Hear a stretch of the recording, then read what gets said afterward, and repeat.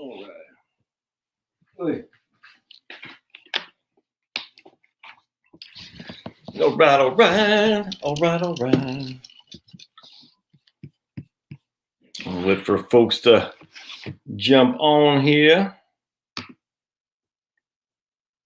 All right, cool. There we go. I got my baby on board. All right, so we got, get rid of some of this here.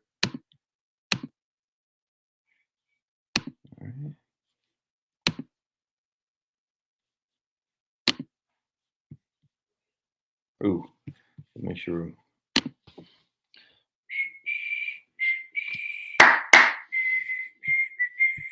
Hold on just a second, amigos.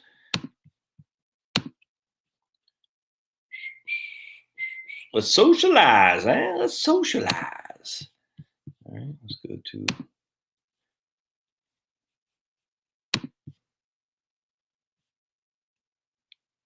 All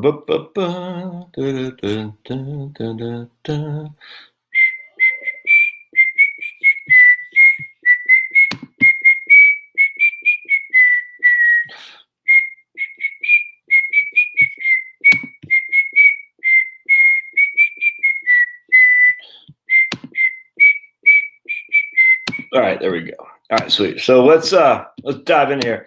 All right, so hey guys, appreciate y'all coming back. I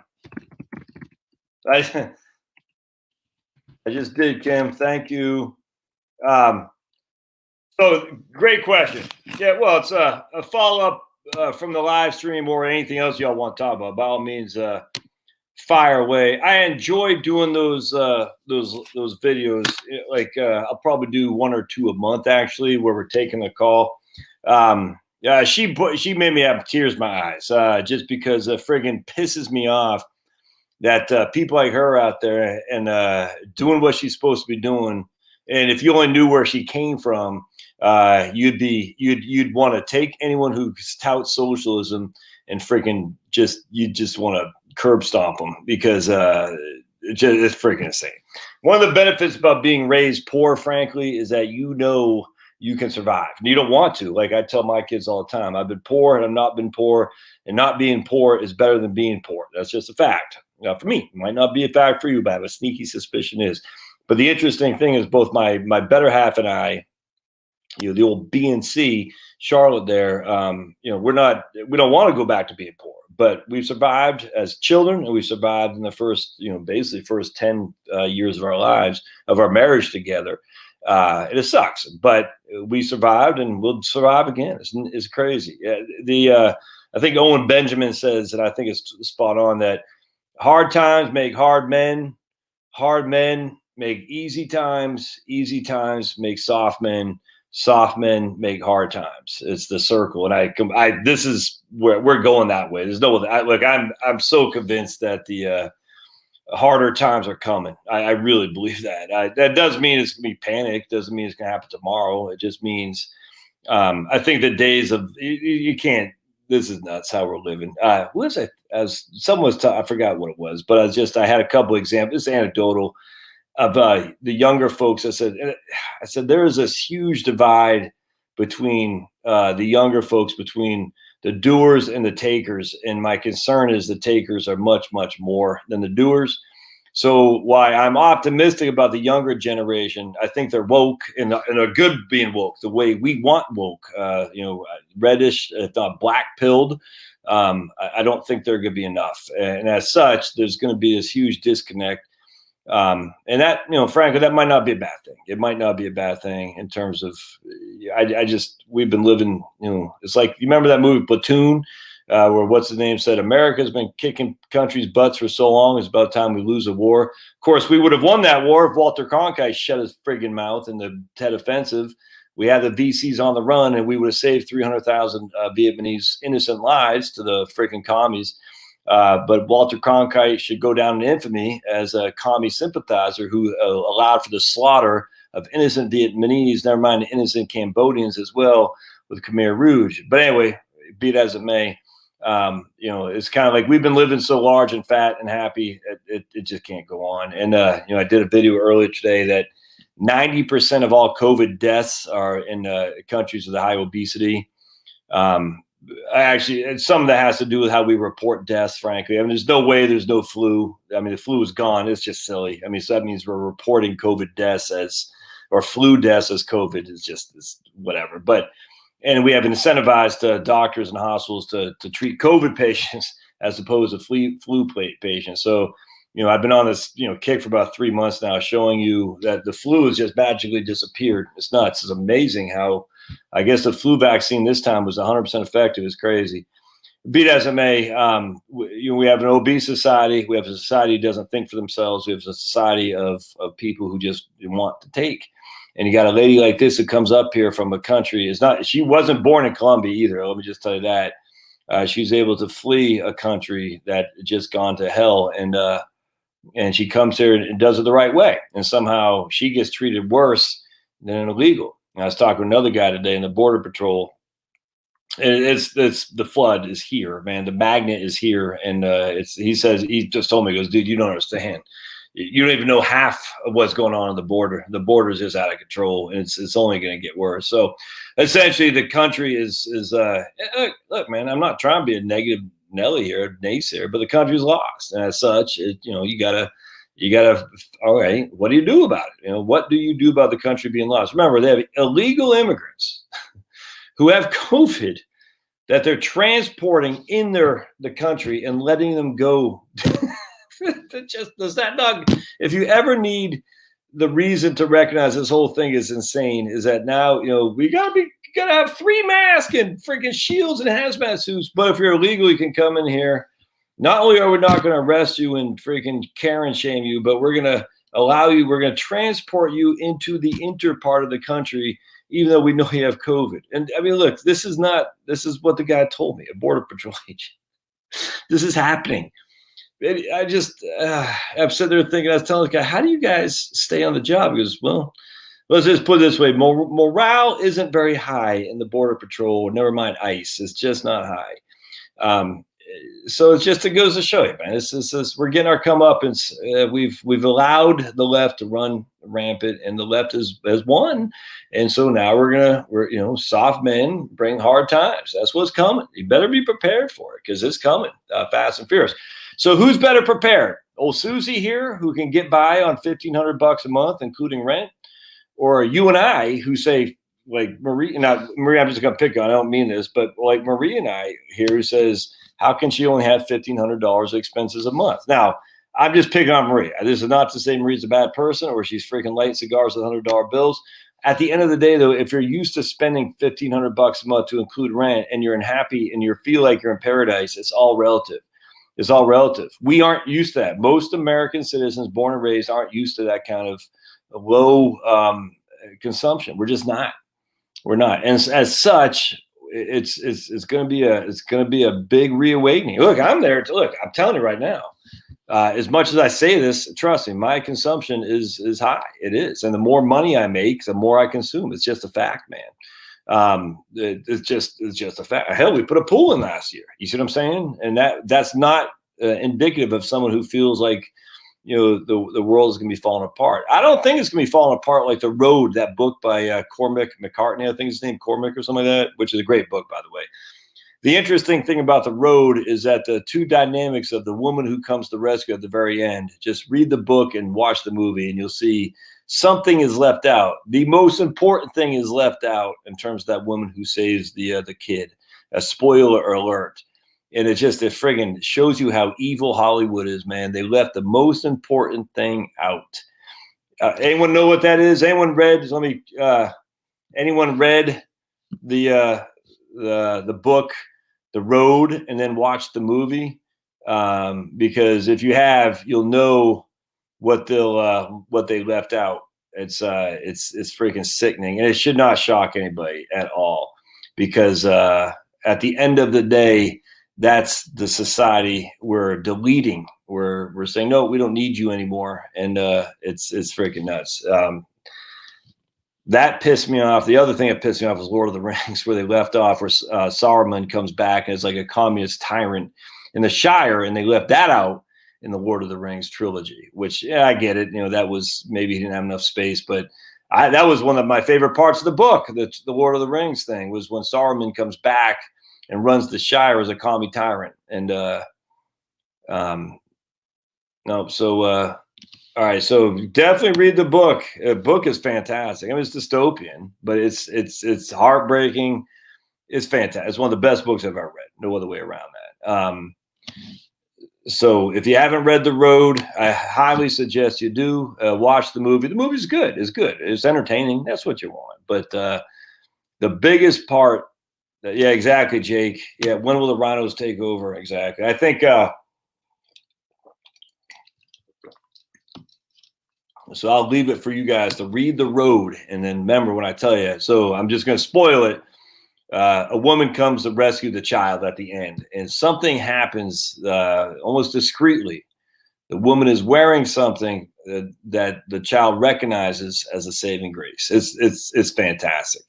It's fantastic. And I don't know what his politics are. I assume he's Irish Catholic because he's from Ireland, I believe. I don't know what his religion is. I assume it's Catholic, but I don't know that to be true. It might be Protestant, but I don't know.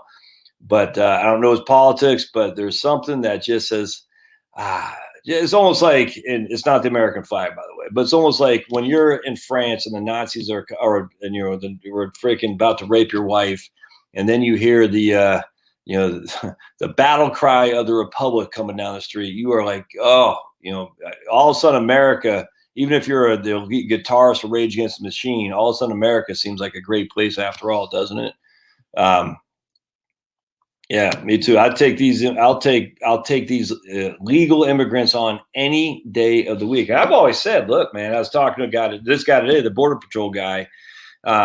He's definitely more hardcore on securing the border than I am. Well, I'm secure on it 100%. I mean, but it's funny. He's definitely more like, you don't understand.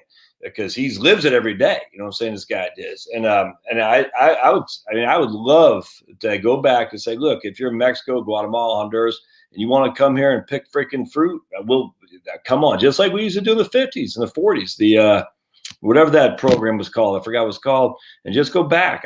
Look, man, at the end of the day, like this guy was saying, the illegal immigrant, cheap labor, because the businesses love the cheap labor. The illegal immigrant, but it's not just, the freaking farm workers where the wages were decreased, which is why Cesar Chavez hated illegal immigrants, by the way. You might not know that Cesar Chavez was not in favor of illegal immigrants because he knew what that did. It depressed wages. Illegal immigrant labor depresses wages across the board for roofers, for plumbers. Now, I know people say, but plumbers are making money now. Yeah, because there's fewer and fewer and fewer in between going into that trade. And as such, there's scarce amount of plumbers, which means they are all in demand. But I'm telling you right now, as more and more illegal immigrants come in, and you can get a job from a basic plumbing job done by the side by an illegal immigrant, if that were to flood the plumbing market, all of a sudden plumbers wouldn't make crap either. I'm just telling you, it's just the freaking way it is. Illegal immigration suppresses wages across the freaking board, man. That is just a fact, not just for that area that they're working in, not just the farm workers. It's for everybody. It's true. And cheap labor suppresses wages for everybody. It's all there is to it. And at the end of the day, but what I was telling this guy is, like, the sad thing is Americans, because we've been doing this since 1986 with the Simpson-Masoli Act that Reagan signed. We've been accustomed that if you're a Native American, you won't go roofing unless there's something wrong with it. You might have issues, whatever. I mean, unless there's something wrong with it, essentially, that you're like, I'll go roofing. But the vast majority of Americans aren't going to go put roofs on houses in Phoenix, Arizona at 110 degrees. They're not going to do it. There's the won't, because the wages are too low. And the wages are too low because the illegal immigrants came and they knocked the wages down. And frankly, I don't blame the illegal immigrants the least. I don't. But for 40 years, they've been doing this. And at 40 years, you can't just wake up one day and say, okay, no more illegal immigrants. And then you're going to say, well, who's going to do the work? Because the people are used to paying a certain amount for roofing, a certain amount for landscaping, a certain amount for freaking this other stuff. putting up frames for homes. Who's going to do that? You got to pay American wages, but Americans, don't know how to do the job. They don't want to do the job because they've been so trained that those jobs don't pay anything. It's like we're screwed now. And then you got all these people that don't want to do anything anyway. They don't want to go outside and just toss around a football. Never mind freaking, mowing a lawn. Never mind putting up a roof on a house in Phoenix, Arizona. It's crazy. Oh, man. Yeah, that's 100%. Any kind of immigration suppresses wages. Exactly. And we can take some of that, but not an unlimited amount. 100%. Harry says Vietnamese immigrants ruined the machinist trade back in the early 80s. That's interesting. I did not know that, Harry. And yet, machinists right now, trust me, I talked to some machinists, 40-year veterans of machines being a machinist. Those jobs aren't coming back. With the CNC, technology plus cheap labor for sure. I think that's 100% right, Jeremy. Now, Rome didn't fall overnight. It was like 400 years or something like that. I think it's going to happen a lot quicker, and I truly do. And I think you think about it. I mean, actually, I want to see if I have this article. I want to share this with you here real quick. Anyway, so let's just go back to. I want to hold on a second. I'm going to find this article for you because it's going to piss you off. It does me. Just a second. All right, so I want to go back to what Marie said about how can she afford $1,500 a month. Yeah. All right. So Marie, she spends $500 a month in rent, and she just lives in a simple apartment. All right, nothing big, and I can't say the state, but nothing big, close to the water. Let's just put it that way. You can probably figure out the state, but I'm not going to say it out loud. She's a single lady, you know what I'm saying? She's not heavy. She just, she has a huge flock of brothers and sisters, more than my wife does. And if you know how many my wife, that's pretty amazing, actually. So she just used to not living off much, you know what I'm saying? And she just works, goes to work, she has a couple boyfriends here and there. And, might go out to eat on occasion, cooks up simple food, probably like the Vietnamese immigrants and whatnot, rice and bean. I don't know what she eats, but, she's certainly not freaking eating. I guarantee she doesn't eat out that much. I guarantee she doesn't shop that much. But she still loves where she lives, and she still loves her life. It's just so anyway, and she just doesn't spend them. Her biggest expense is healthcare, for sure. And it will be, by the way, once she hits 65 as well. Don't get me wrong. It's not like healthcare is cheap when you go on Medicare. It's not. But, if her spending is low when she's content, I think it's kind of like the Mother Teresa thing. Contentment is a wonderful, wonderful place to be.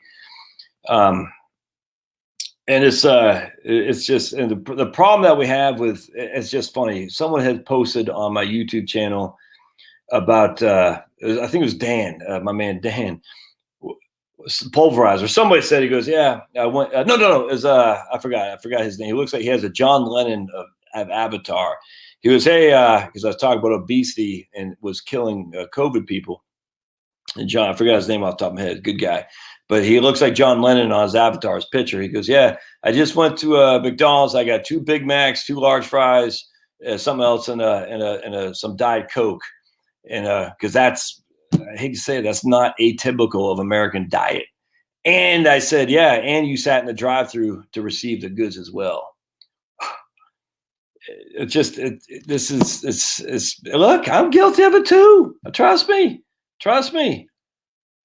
Just putting this crap in our body and sitting, it's the just in time ordering. And then we say, I don't, do you really need that thing? No, but there's something that happens on Amazon that you order something and it kicks that dopamine in your head. And it might not be huge because it's not an immediate reward, but every time a box comes in, you're like, oh, cool. It's like Christmas, man. It's just, we are so trained to work against our own self-interest financially, and certainly emotionally, and then physically by the crap we eat and just the just-in-time ordering, the dopamine kick of ordering online, getting that box from Amazon. It's freaking all addictive. It's all addictive. Yes, I was reading somebody the other day, and she was saying, it's funny. Now we're canceling all these writers. You know what I'm saying? It's interesting. You cancel. And he goes, the interesting thing is back in the old days, not only did people not get canceled, but the reason was because there wasn't that many people, not just who could write, because only a rich man could take the time to actually write, but hardly anyone could read. A, they didn't read. B, there was no electricity. They're reading by the cover of a freaking whale oil light, but they also worked so much. They didn't have time to leisure and read. I mean, so you just had a rich elitist who could write or read by, just they were able to read. They certainly didn't have enough time or wealth. The vast majority of the fiefdoms out there, the peasants, they didn't have enough time to read. They couldn't read. Half the vast majority, they couldn't write. They didn't have enough time to write either. They are working. So now we're so busy in our freaking this life. It's just not natural. It's not good. It's not good. It's and look, I don't not want to come across like, a Luddite, whatever it is. Look, it is what it is, man. But there is going to come a time. There's the great fall. It's not going to happen overnight. It's just going to be gradual, and it's going to be gradual. I mean, just you look at Venezuela. I just look like this. 30 years ago, Venezuela was up here on the income stream. Colombia was down here. Fast forward now Venezuela is freaking. It's just another commie basket case, and Colombia is taking over. There's nothing. We're not immune from that. Divine intervention of the founding of the country doesn't say divine intervention for the continuation of this great country. It's divine. I truly believe America was divinely founded, without question. God's providence. I truly, truly believe that. But it doesn't mean God says, okay, now I'll keep you. It's like Israel. You know what I'm saying? Trials and tribulations were many in Israel. So to think that we're going to somehow escape that by electing Republicans, you crazy? And this is my thing too. Like, are you serious? The Republicans, I was watching somebody today. The Republicans will take over the House in 2022. Okay. Okay. They took over the House in 2016, 2014. Yeah. Well, no, in 2010, they had the House. Don't forget, all spending bills originate in the House. No decrease in spending. They took over the Senate in 2014. All right. So Obama could get nothing through. They had the presidency in 2016. So the Republicans had all this, nothing got done. They still spent like drunken sailors, right? Nothing got done. The cancel culture is still looming large and growing stronger every year. But now we're going to elect Republicans in 2020. Look, I'm, at the end of the day, I'll certainly cast my vote for. I don't know. I mean, I presume I'll cast my vote for the GOP. We shall see. I'm not casting a vote for Rhino. If they come up, like my congresswoman is Lucy Macbeth, and she's a clown. She's a liberal, but I'm not going to vote for Karen Handel again. I'm done with that. She's just, that's no good. And how you know that? Because look at Paul Ryan. You know what he's doing right now as we speak. Paul Ryan is fundraising for Liz Cheney. All right, so there's Republicans who have yet, and Paul Ryan will bring the corporate money with him. He'll bring the media elite with him. He'll bring the corporatist, globalist cabal with him, and he will make sure Liz Cheney gets a lot of money to run. And they're going to play the old-fashioned Republican game of freaking, you got the incumbent, and you got a bunch of people who are going to split the anti-incumbent vote. And then you're going to say, is Liz Cheney versus some crazy lefty? Well, I guess I'll go for Liz Cheney. I mean, this is what made Trump's win in the primaries in 2016 so amazing. If you follow Sundance over the conservative treehouse, he said this from day one, is you split the anti-Jeb Bush vote so that Jeb is the last one standing because he was the choice of the establishment. Jeb Bush was. So you have Ted Cruz, you got Trump, you got whoever, Rand Paul. All these guys are vying as a portion of the establishment vote, and they're all going to get a little bit, but at the end of the day, Jeb will get all the establishment vote, and as such, he will win by default. Somehow, some way, Trump was able to solidify and consolidate the anti-establishment vote under him. Yeah, it was breathtakingly amazing, and it was incredible, and it was luck as well as Trump was politically just amazing in that regard. Running the show a little bit different, but as a outsider looking in, freaking incredible. But the typical thing is you're going to have 3 or 4 anti-incumbent establishment going after Liz Cheney and, the Paul Ryans of the world, the Mitch McConnells, and they'll squash them each. They'll each get 10% of the vote, maybe 8% of the vote. McConnell will get 42% of the vote, so he'll win the primary, and then next thing you know, he wins just because we don't want to vote for some crazy. What's that chick's name who ran against him in 2014? Is what's that chick's name? Like some actress lady, some crazy actress lady. I forgot her name. I forgot. And she's nuts. And anyway, I'm a nasty girl. That chick, Ashley Judd. So people say, oh, I can't have Ashley. I can't have John Ossoff. So I'll go for a freaking what's her name, Kelly Loeffler, and then just turned out to be that John Ossoff won fair and square. But anyway, at the end of the day, it's like the Republicans are good at splitting the anti-establishment vote, and they're good at like, look, if you don't vote for Kelly Loeffler or David Perdue, this will be socialism. Socialism, I tell you. So just vote for us. And you're like, yeah, I'm over that. All right, so don't rely on the Republican Party. Don't rely on politicians. Actually, I'm telling you right now, where you got to get involved, you got to get involved in the precincts. That's how you make the difference. I'll do a video on it one day, how to become a precinct captain. That's what you want. You want to be a precinct captain. That's how you take over the Republican Party, because the Republican, as Trump, look, I always flirt with the idea of a third party. Now that Trump is saying he's not going third party, I completely agree. The third party can't work. So you got to take it over internally, but you can't do it from top down.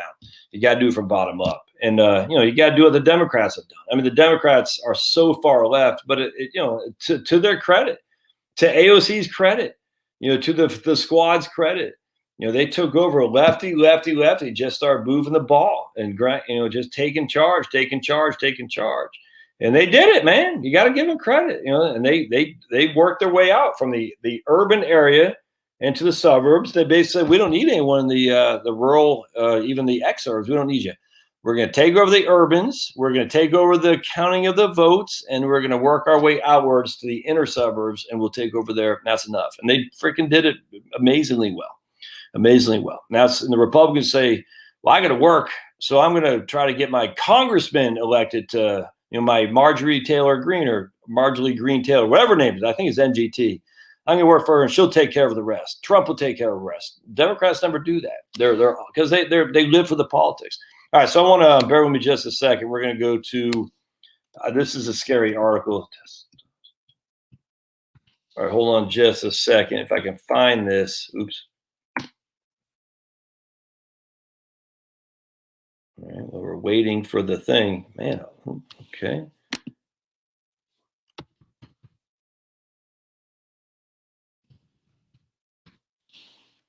Hold on just a second. All right, right here. So I want to share with you guys, just while I'm yapping, we'll hide that.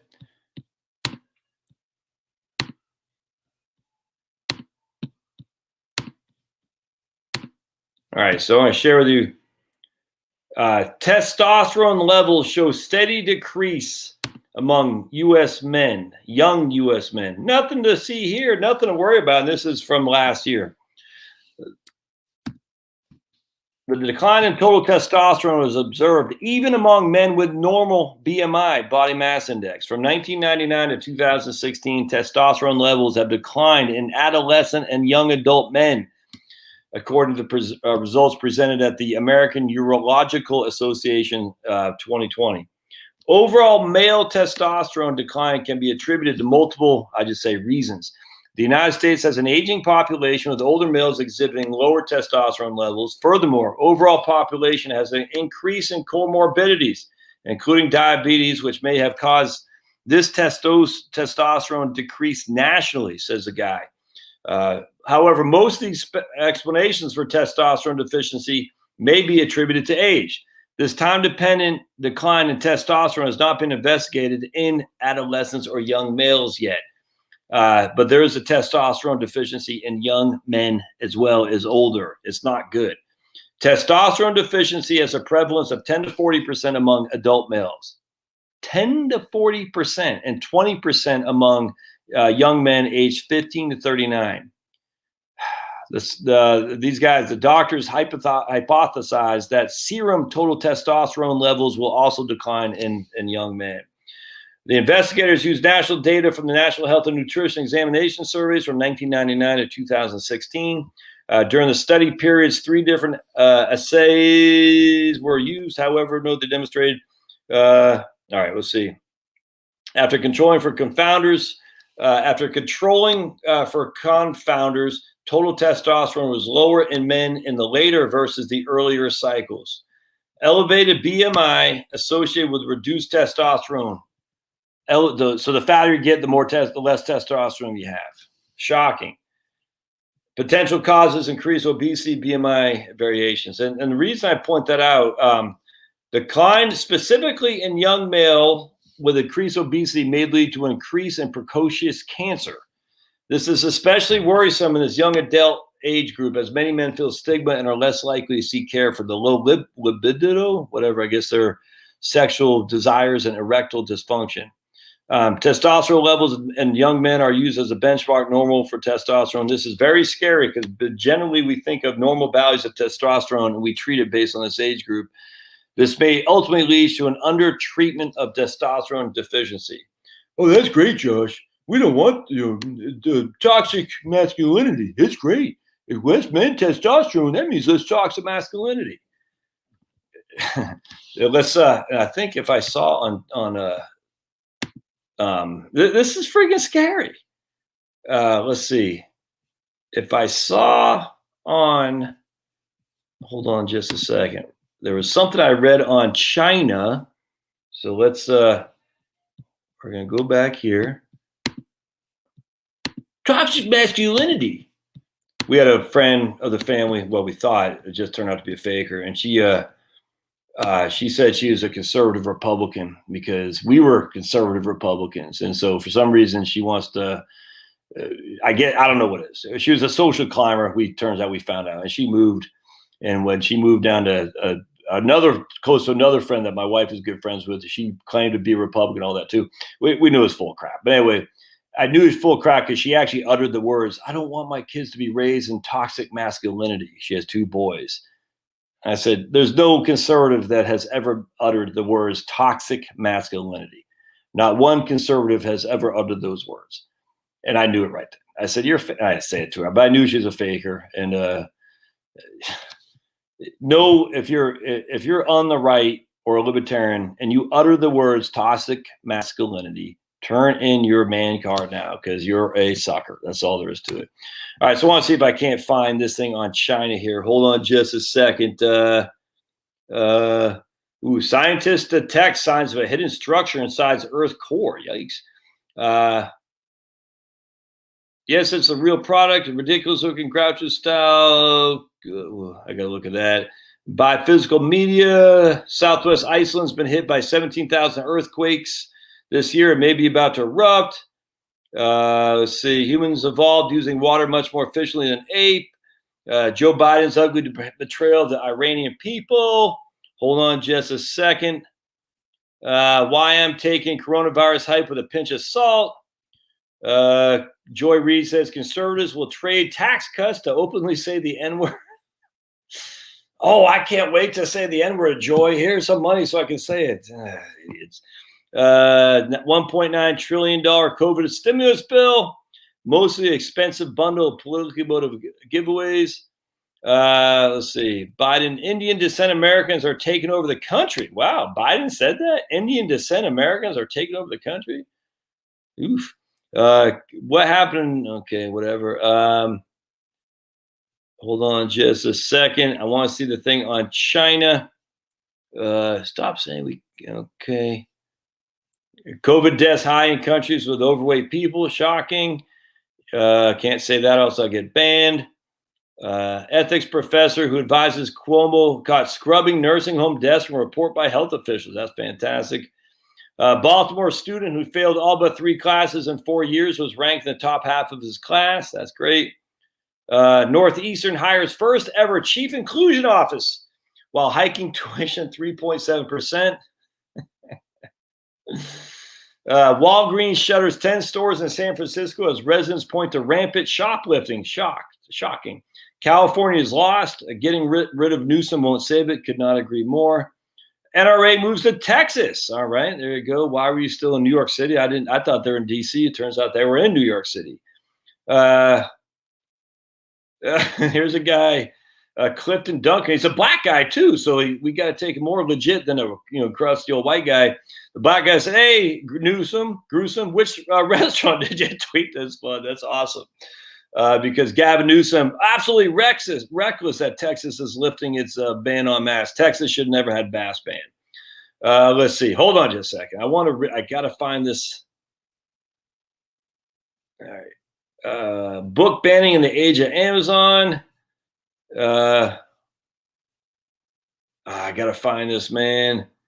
Democrats just stuck in a $1 billion tax cut. A tax hike on the workers and their COVID bill. Shocking, but the media won't report it. Most people want a tough stance on China and human rights, and they want a tough stance on illegal immigration. U.S. politics have now become a war for survival. I completely agree, but it's got to start low. Hold on a second. I'm going to find this thing here. All right, let me just. Masks still needed on airplanes. Okay. Why blue-collar workers are going red. All right, I'm going to find this. Hold on just a second. America must replace its failed elites. Yep. A story inspired by Ron Johnson forcing the Senate to read the COVID relief bill won't change the outcome, but it will delay the passage. During that delay, nearly 1,400 Americans may die from the virus. That's from a media person. Oh, boy. All right. Glenn Greenwald. Yep, I'm a big fan of him. I do not a big fan of that clown. Biden moves to fire. Okay, I don't care. All right, hold on a second. We're going to find this because this is freaking scary. So why we are saying toxic masculinity.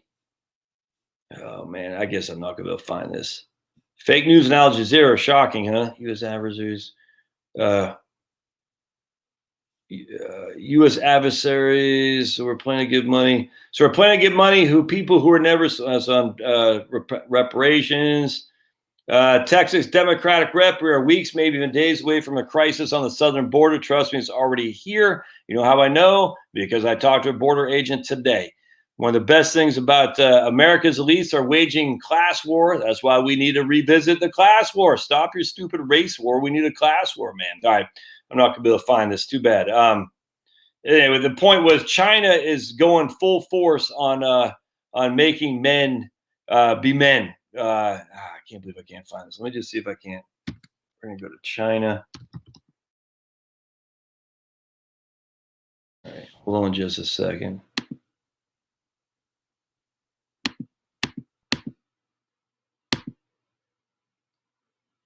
Okay, one more time. We're gonna go masculinity. All right, we're not gonna be able to find it. Damn. And there's an article that said China was they're going full throttle on making men to be men, not more testosterone, not less. Scary stuff. So anyway, what are you doing to prepare yourself? That's the issue. What are you doing? I mean, look, I get it. I got a mortgage. I got kids. I mean, but at the end of the day. Do you want your kids? So I was talking. I want to share you guys something. I was talking to a guy yesterday. I tell you, one of the best things about what I do, I want to share. Check this out, man. This guy, I didn't know. And I'm from Virginia. I mean, I'm from Maine, but I lived in Virginia when I was in college, and that's where I met my beautiful. But check this out. All right, so I do think I'm not anti-college. I'm anti-liberal. It's not even liberal. I'm anti the totalitarianism of universities anymore.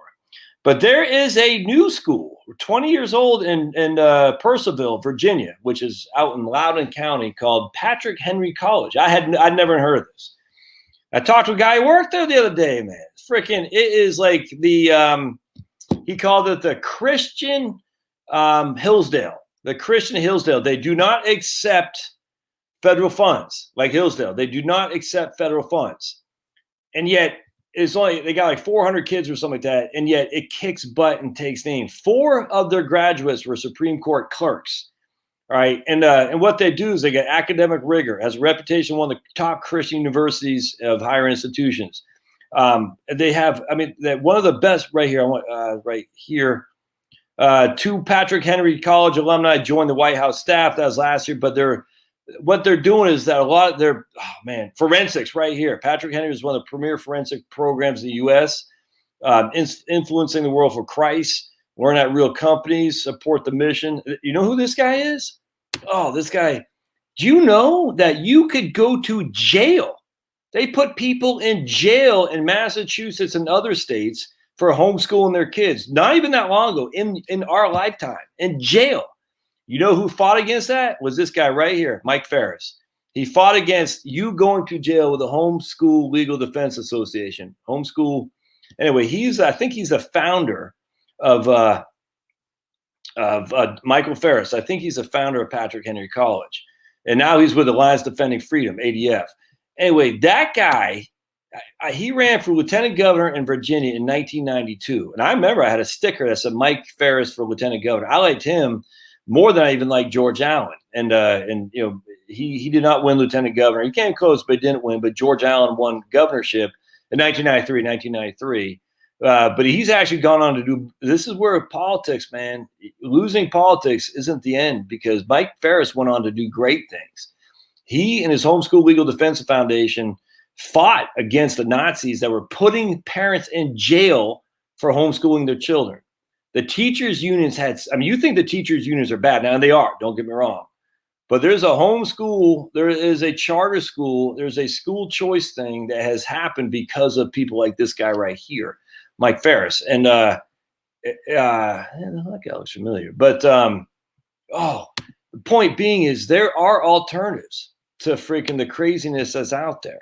And so anyway, I was telling Chloe about it. I said, it's not even that expensive to go here. Now, they're going to need money. I'm telling you right now, places like this need your money.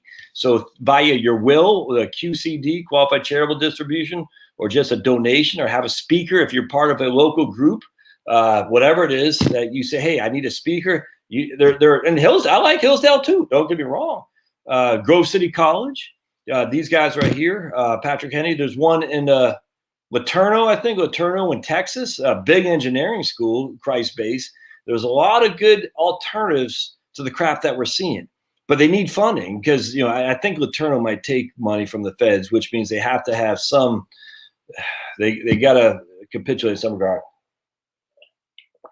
But the battle is waged, but, you know, it takes money to wage the battle. And the liberals, because they have so much money, because a lot of liberals are trustafarians. You know, they get, you know, like the Warren Buffetts of the world make all the money, they give it to their kids, and their kids are big lefties. What's that lady's name from Jeff Bezos' wife, Meredith or Mackenzie or something like that? Just trustafarians, you know what I'm saying? I mean, and I think Bezos comes from money too.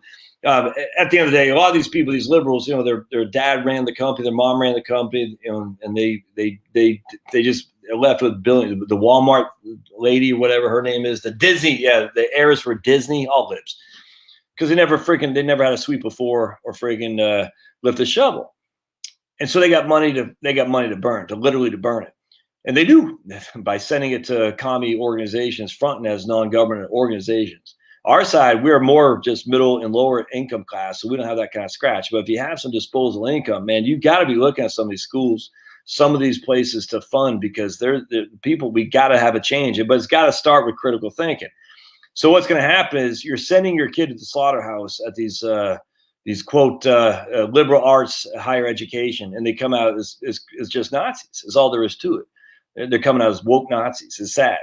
They go in righteous, they come out not righteous, and some stay good, true, but not that many. I mean, it's you know, Satan's got his tentacles in these places, but they're all alternatives, and you still got to get people trained in critical thinking. I'm telling you, it's I'm not anti higher education, because my education at George Mason was wonderful. I will tell you that right now. Now, George Mason Economics program is where I went, which is, you know, one of the top 3 Austrian schools of economics out there.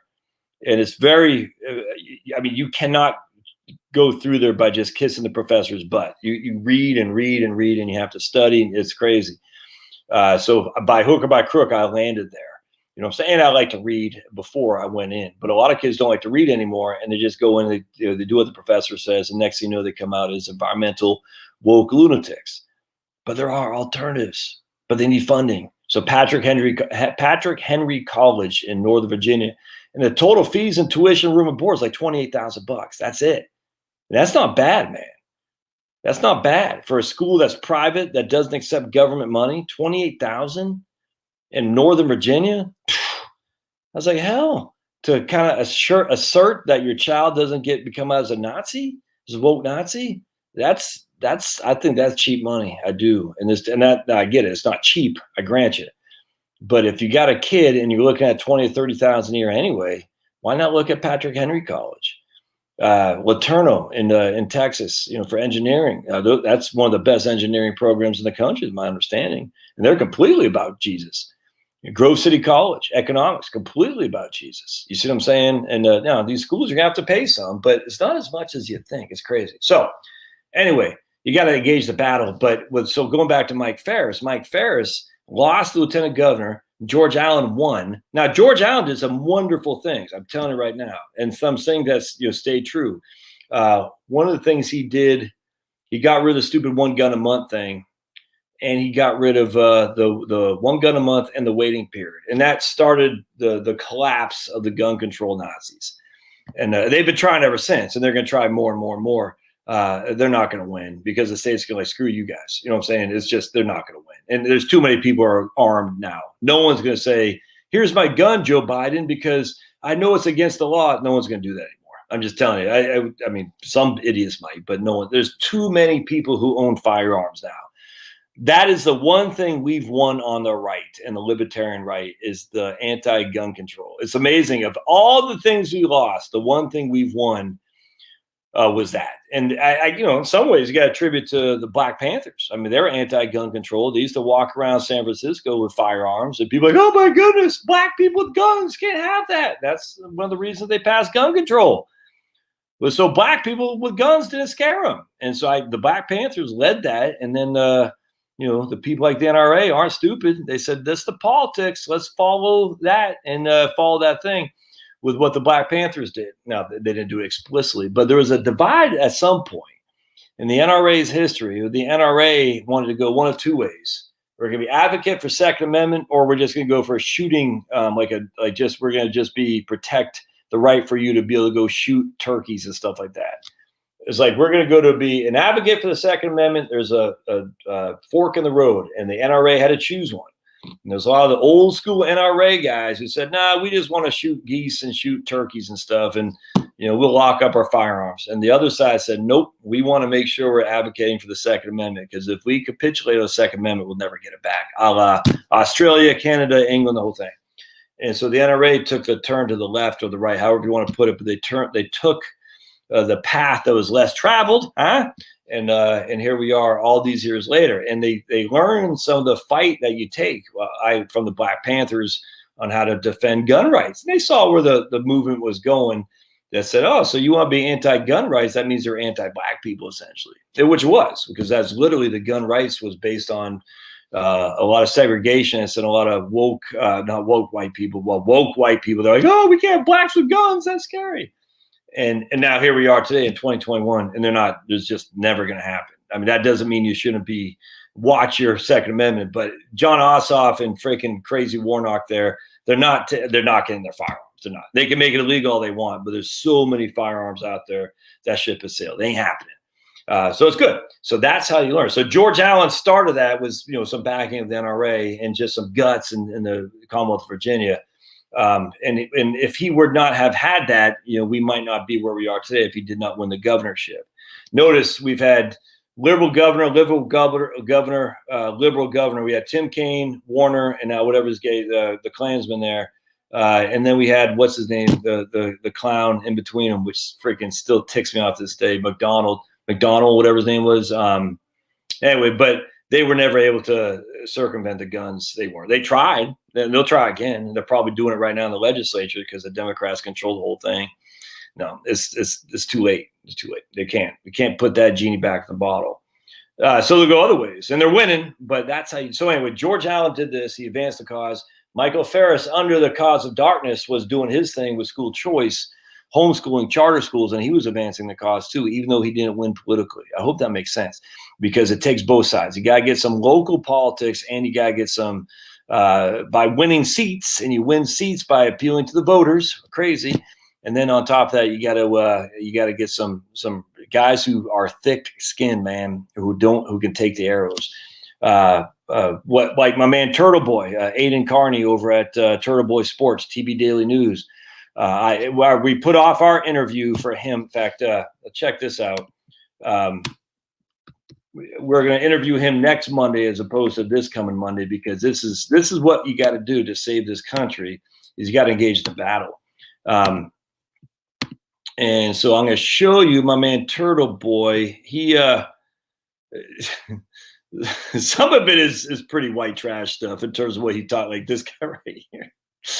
It's funny. It kind of bores me, but some of it's he's canceling people. So here is he's going to debate this guy on Monday night on a live stream.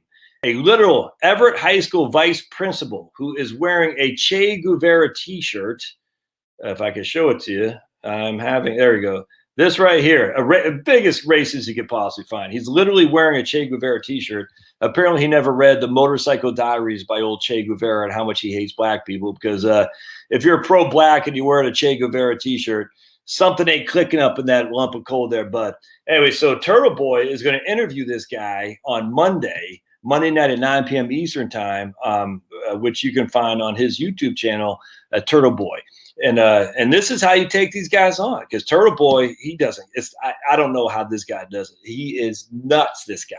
He's got a wife and kids. His wife's a school teacher, for heaven's sake. Turtle Boy used to be a school teacher, but he's going to take this clown on because this guy's a race-baiting fool, but he's assistant vice principal. And what happens is Turtle Boy has called people out where they've been held to account, and they've been canceled. That's how you got to age. So the guy's just a typical woke. Anyway, so the point, I'll just put a link in the show notes. So anyway, I'm not going to interview this guy on Monday, Turtle Boy, because he is going to be having a debate with that guy right there. All right, so he's out of Worcester, by the way. So Jake, you'd appreciate, yeah, right on. Yep, you'd appreciate Aiden. So watch that. That's gonna be fun watching that live stream. But Turtle Boy, just like Patrick Henry College, just like all these other guys, they need money, man. They need money to keep going because they're being canceled every which way. He had advertisers. Turtle Boy is not too proud to admit that he has huge depression issues where he tried to kill himself not that long ago. He just couldn't do it. He couldn't do it. But he said, look, it was there. And he tried to get suicide prevention staff on his show to say, how do we stop this? And they all got canceled. They said, we can't be on your show because we're worried about being canceled. Yeah, Dan, you know this. You live there. It's literally communist. It's crazy. Danny says they're trying to pass new gun bills right now, and tons of new first-time gun owners from 2020. Lots of them are on the less. Everyone will stand up for the second, or else we'll lose it. Yeah, the issue is the ones on the left. The concern I have for them is that they're new. I don't think they have. I'm not quite sure they bought into the Second Amendment and that it defends their rights to own firearms as well. So the false flag stuff that these guys will, as long as you're not exhibiting signs of danger, you should have a gun. What's the sign of danger? Well, did you vote for Trump? See, that's my concern about the people on the left. But be it as it may, better for them to be armed than not armed, because once you're armed and once you have the fun of going to a rifle range or shoot, you're not going to give that up. You're just not. You're not going to give up your firearms. You're just not. Once you have it and you spent money on it, you're not going to say, here you go, Sniffy Joe, take my guns. All right, here. When I was in Texas in the late 80s, Ferris helped us keep homeschooling legal. Yeah, man, crazy. Yeah, exactly. Need these strong conservatives, never let up. 100%. Yes, right here. He broke a story that caused the Massachusetts State Police Colonel to retire. He also got a legislator just recently to hang up his boots who literally wanted to make it hurt for businesses that did not enforce social distancing and mask mandates while people were eating in their restaurants.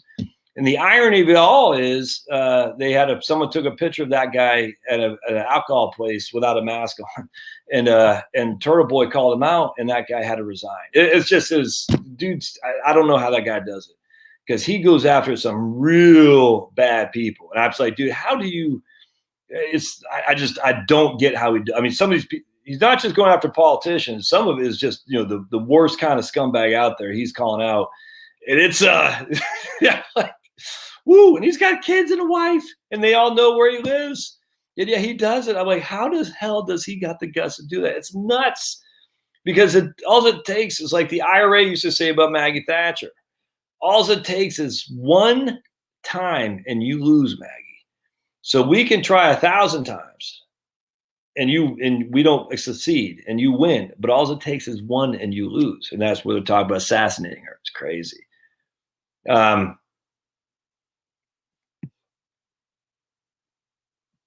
Yeah, but Tennessee, you can so here we go again, back to the high sales tax. No, good point, Q.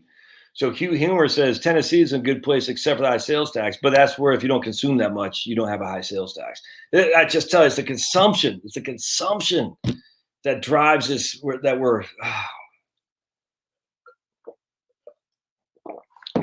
Well. So if we don't consume as much, we won't pay the sales tax as much. Or if you grow your own or you barter and things of that nature. I mean, that's where we're going for sure. And look, all these people say these localized grids of electricity. I love the idea. It'd be fantastic to have local grids. I think it's fantastic. I think it is. I'm not quite sure that's going to ever come to be. But with that said, one way you can start to localize your grid is to get solar PV panels. I mean, can we stop this idea that PV is going to solve the world and win? It's not. But for your own usage of electricity, remember, electricity is just a subset of energy, just for the love of the good Lord. Energy is this. Electricity is this. All right? So electricity falls in the circle of energy. So can we stop this ignorance that say, solar and wind will take over our energy needs? It's such a freaking fallacy, because it's ignorant people who don't know what the hell they're talking about, and yet somehow they have a mic. It's dumb. But with that said, for me to run this LED light right here, right? This is right here. I got an LED light. I think it's a 15-watt LED light. All right. So if I were to run that all day long, we take our trusty calculator, we times 15 by 24 hours. That will make, I will use 360 watt hours. So 1/3 of 1 kilowatt hour I will use to run this. And I'm not going to run this all night long. But you see what I'm saying? So that's easy to generate with solar, photovoltaic, and a battery bank. That's easy. LED lights are easy to run. The software now, I don't know what this is running. Computers, I don't know. They got the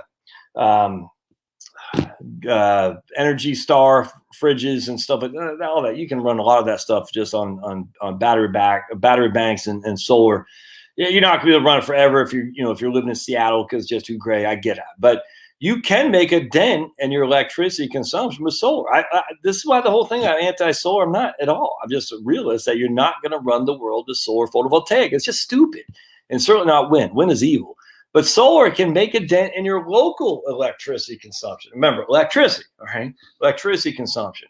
And as such, if you have the cash to invest in some solar panels, and you got to still get a battery bank. And you're not going off grid. I mean, you could. The idea of having solar panels makes you off grid is silly. You're still tied to the grid. It's called grid tied. All right. So that means when the grid, you're still, selling money, selling it back and forth to the grid. That's fine. As long as there's a transfer switch that when the grid goes down, you can just live off your battery bank without having to worry about when the grid goes back up, electrocuting alignment. I don't want to get in that too deep here, but just if you're going to be grid tied, you need to have a transfer switch that you can go off grid so you can use your battery bank and whatnot. I got no qualm with that. None whatsoever. It's a great way to reduce your freaking cost for future electricity prices, which are only going to get higher as they're going to start banning more and more natural gas, more and more coal, more and more. They're not even going nuclear. It's nuts. And as electricity is going to be more expensive. And of course, there's a sales tax on electricity too. So if there's any way you can reduce your consumption, putting solar panels on your home that you're going to live in while you have income coming in is similar to a Roth conversion. Actually, you do your Roth conversions while you got the money coming in. That way you don't have to, you get the tax man off your back. So putting solar panels on your home while you're there, and while you can, I hate to say afford it, but while you can at least afford the cost, if you're going to finance it 3 to 4 years or something like that, that makes a lot of sense. Waiting until you're living off $24,000 a year in retirement, I'm not sure that makes a lot of sense there. We want to be able to pay for that while we got the cash. But then, your panels will generate a certain amount of electricity that you use. That's a fact.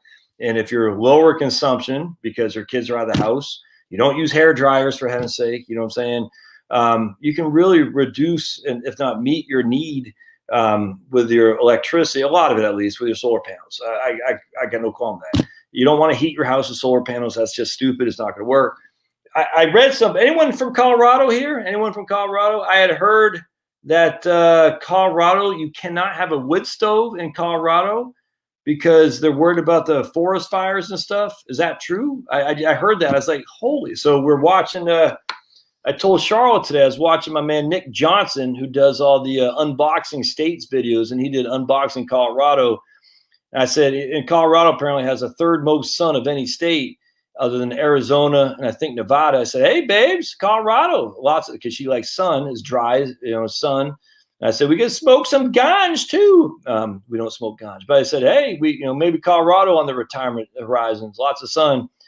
And as she was watching House Hunters Colorado came up and said, no, House Hunters Netherlands. And the chick was from Colorado there. And the guy in the Netherlands had a wood burning stove. She goes, oh, we can't have those in Colorado. It's illegal. And she goes, there you go. It literally happened within like an hour's time. She goes, there goes Colorado. I said, you can't have a wood stove in Colorado? Stump Rod, are you saying that's true? Is that you saying that about Colorado wood stoves? Illegal? And I mean, is Jeremy? They're not. No way they're illegal in Maine, right? Oh, okay. All right. Oh, I put Jeremy. Sorry, buddy. I meant to put any states wood stoves are illegal. Anyone know? Because if anything we've learned after the Texas craziness is that we do not want to, well, I know it's a lib state, but is it illegal for a wood stove? All right, Stump Pryor says he doesn't know. Okay.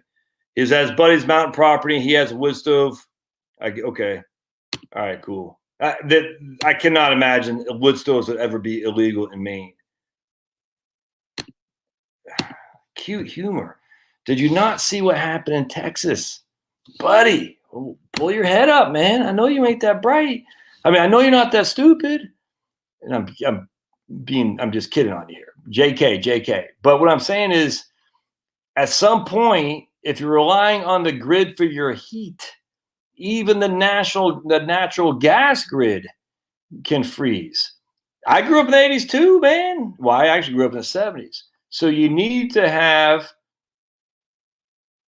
okay, Pulverizer says the use of wood-burning stoves and fireplaces on an air quality action days, unless the wood-burning stove is the primary source of heat. Yeah. The issue is what happened in Texas. Natural gas stopped. Now, natural gas still provide the bulk of the electricity when all is said and done. That's fact. Coal, nuclear, all that stuff, it was all down.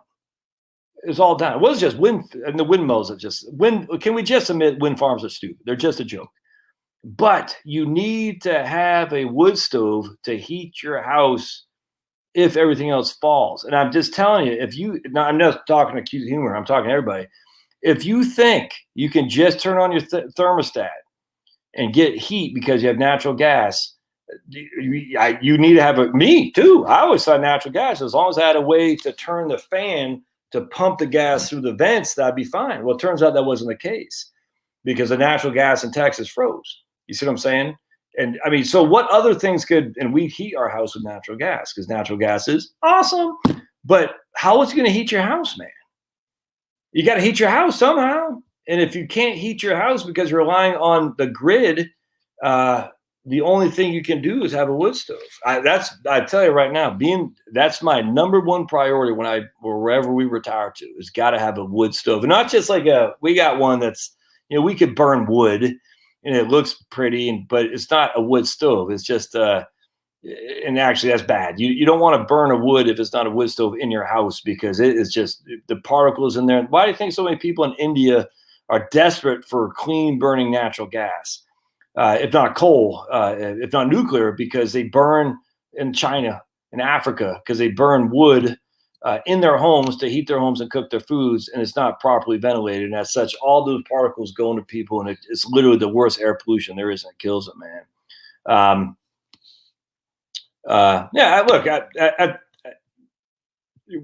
Look, people, your dad had a wind generator. I am not saying locally sourced stuff can't help. I'm not saying that. I'm saying for the grid in the country, it's just silly. And this is where, right on. We had wood stove in Maine. You have to have a wood stove in Maine. I mean, if you're in Maine and you don't have a wood stove, in fact, it's funny because, I'm probably like a lot of you guys. I go on Zillow and stuff a lot. And I look at houses. It's just fun. I think we all probably do in some regard. And I look at some of these houses up in Maine. I'm like, they don't have wood stove. And it says a source of heat, electricity, a heat pump, electric. I'm like, I find that to be crazy. And there's no wood stove. I'm like, how can you be in Maine with no wood stove? Well, electricity, Josh. We get windmills in Maine. I'm like, okay.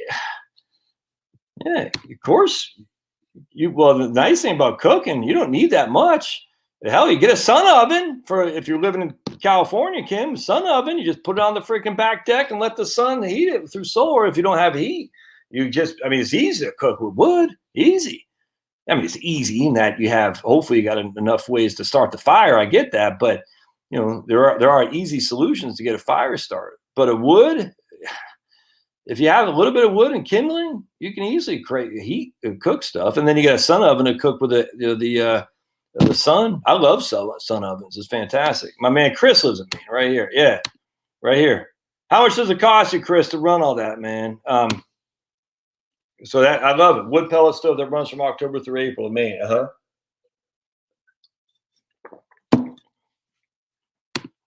I don't know if I agree with that, Darren. I think having some solar photovoltaic, I do think there's a benefit to that, frankly. If rooftop, if you can get ground, that's even better. But rooftops to start. I think that in terms of ROI, I think that's a case we made that if you were to invest in rooftop panels, that'd probably pay off. But it's not going to save the environment. It's just so. I want to separate solar photovoltaic. Remember, photovoltaic is just turning the sun's energy into electricity. That's all it's doing. It's just using that and turning it into electricity that you can consume. I think there's some benefit of that. And so as such, it's kind of like, oh, you're not an environmentalist if you don't follow Greta Thunberg. I'm like, I'm not. I'm a lifetime member of the NRA. There's no bigger environmentalists or conservationists than the NRA members. I'll tell you that right now. But it's sad that you have to be, a Sierra Club, a World Wildlife Foundation member to be an environmentalist nowadays, or commie, watermelons. But LED lights do pay off by and large. That's for sure. Jeremy says it's just oil heat. Yeah, well, that's another thing you'd want too. Some kind of, what they call them, a pig. I've never had that. Well, I guess we did have oil in Maine.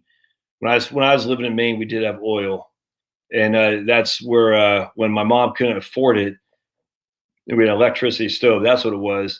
So when we had a wood stove. I can't remember why we didn't use the wood stove actually.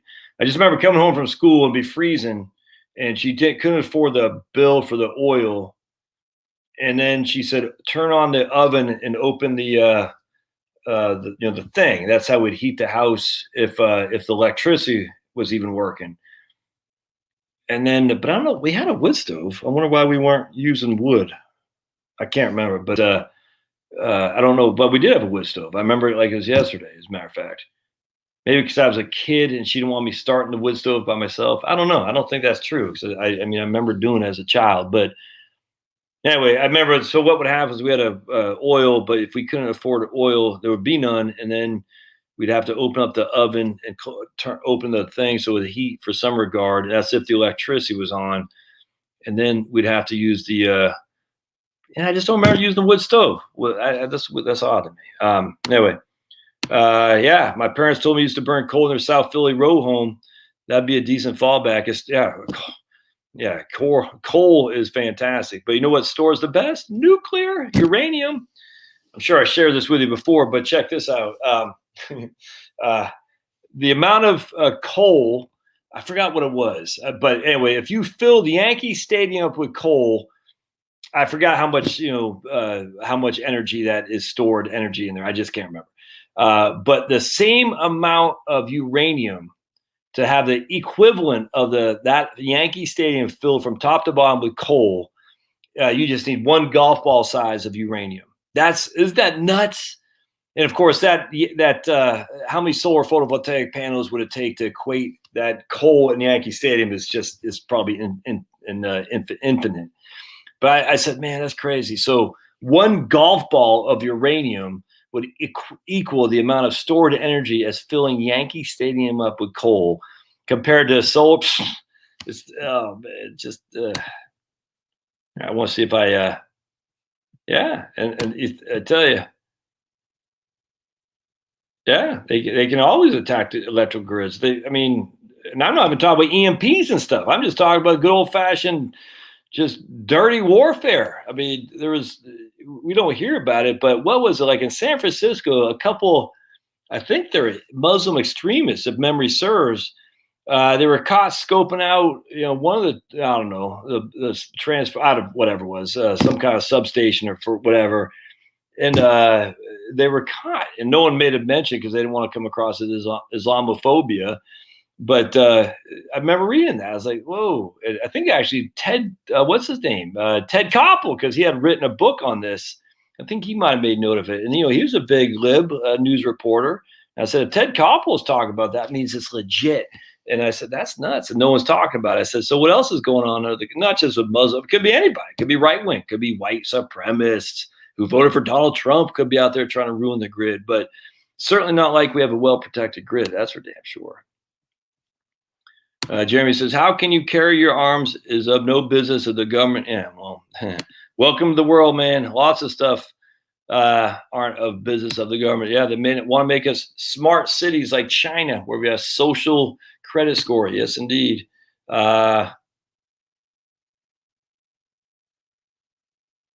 Whoa. Dan says China took down East India electrical grid using malware attacks as a test of things to come.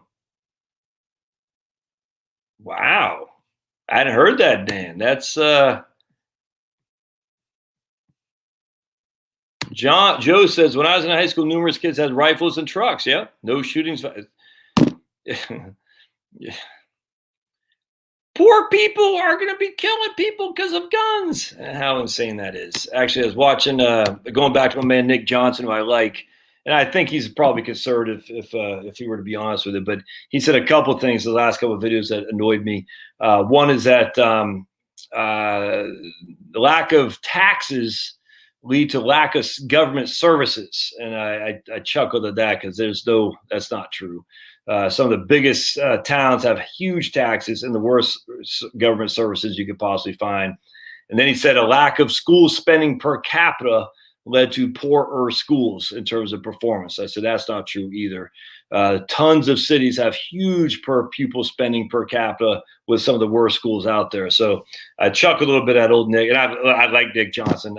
We've emailed a couple times back and forth, but you should follow his YouTube channel because he's good. He's funny, and he's a good guy. But I said, it's just some of these false things get into the society that everyone thinks is true. It's just not.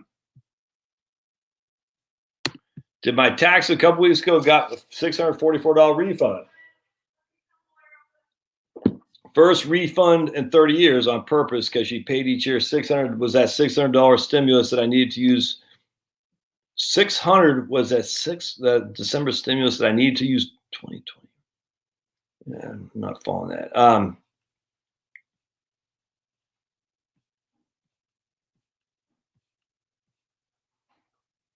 Yeah, I don't think Jeremy is scared of you, Harry. I think he's saying we shouldn't have a permit to carry. I completely agree with that. But it's a step in the right direction for sure. Yeah, me too, Jill. I didn't like to hear that at all. Yeah, the EMP stuff, I don't really want to go down there too much. But, if you want to read 1 Second After by it's a great book, talks about EMPs, 1 Second After by, I got the book back there. William something. 1 Second After is a good book. All right, so William says, think about buying both Wellington and Wellesley for my Roth this year. Why are we having so much bonds in the Roth? I'm not a big. I don't like that. I don't know your circumstance, but the Roth should try to refrain from any bonds. I'd much rather have, if we're gonna have bond-like stuff, your REITs, real estate investment trust, should be in the Roth. But VTI, I mean, that's in my opinion, VTI or bust. That's all you need in the Roth.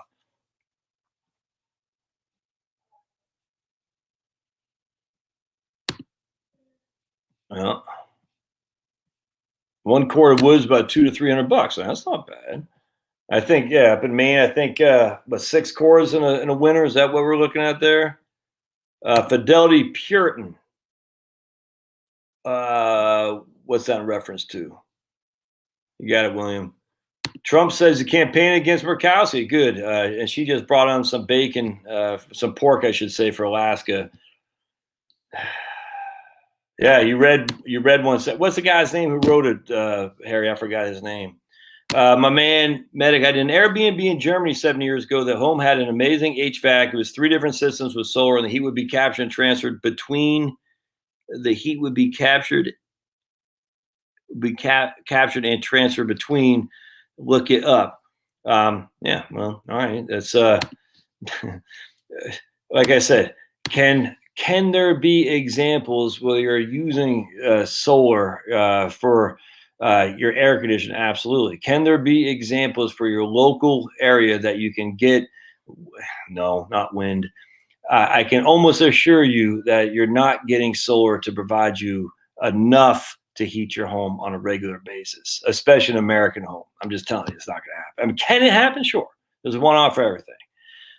Is it going to happen en masse here in the U.S. to get us off fossil fuels?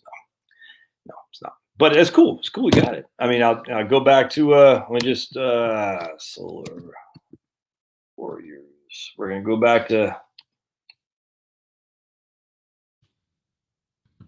old solar. Oh man, solar warrior. Do they take down their website? No way. No way. Okay, here we go. So let me share with you this right here. You going to bed, bud? Love you, dog, man. All right, so these are the Solar Warrior, and I emailed this guy. He's a nice guy. I found him through the book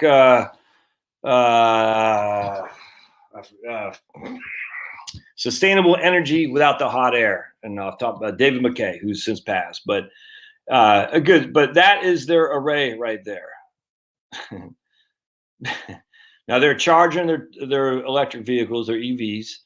All right, that is their array right there. Yeah. And look, the guy. Look, I like the guy. He's a straight shooter. And he keeps his stuff up. He keeps his system status right here. And our fight with PG&E. It's this goes back a long time, but anyway, so he keeps it up. Output during the last 40. And he lived in California, I think Southern California. And like I said, solar is providing him what they need. That's a fact. I think it's freaking awesome. But I mean, you see the insanity of it. Now, this was 20 years ago. I don't even know how much, his, there's his battery, his system here. I think it's fantastic, but all it takes is one picture to realize those are people right there. And here's a solar array. Now, he set that up 20 years ago. And I can't remember how many panels he has, but he has 30,000 kilowatts. I don't remember how many panels he's got. I just can't recall. 2,800 square foot panels, and if each panel is 1 square foot, does he have 280 panels? I hate to even assume, but let's just say he's getting 20. I don't even think he's getting 25% efficiency. So when he did that 20 years ago, he's probably getting 15. Now he's probably getting 20. But he had to upgrade them to get increased efficiency. Remember, so panels only last 20 years, man. These aren't renewable. This is not renewable. Solar panels are not renewable. But look, I love it. I think it's fantastic. I wish, again, I mean, I got no qualm with it, but the reality is people are not basing their understanding of renewables and reality. Solar panels are not renewable. They're not. And that's why I ask all the time, how many solar panels? And no one has an answer because no one knows, because it's an insane amount of energy. How many solar panels does it generate to create 1 solar panel from scratch? And this is kind of going back to my question I asked on the YouTube channel and on LinkedIn. Can you live just 1 hour without fossil fuels? And the answer is no. I mean, you literally could. I get it. We all could. But it's not what people think. It's not. And the same thing with solar photovoltaic. They're not renewable sources. They're not.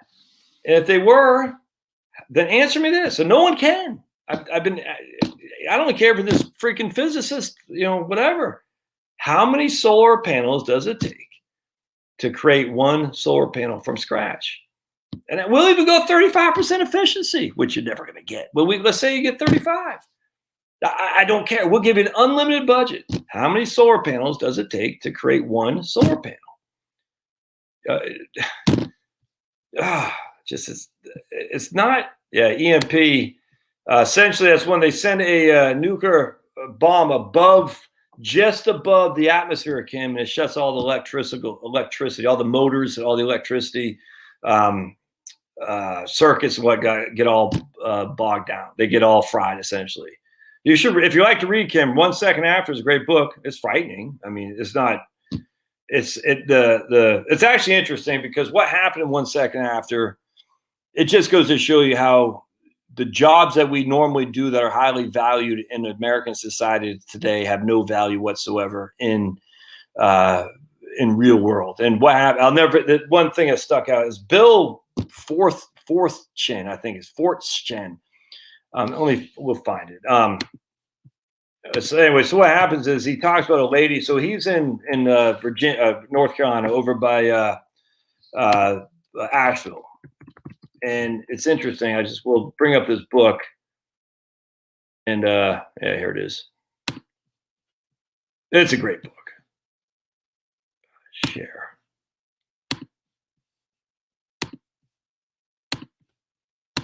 Great book. Bill Fortschen, yeah, and he had actually written a book along with Newt Gingrich on Valley Forge, which is how I came across old Bill here, or William, whatever. I think it goes by Bill.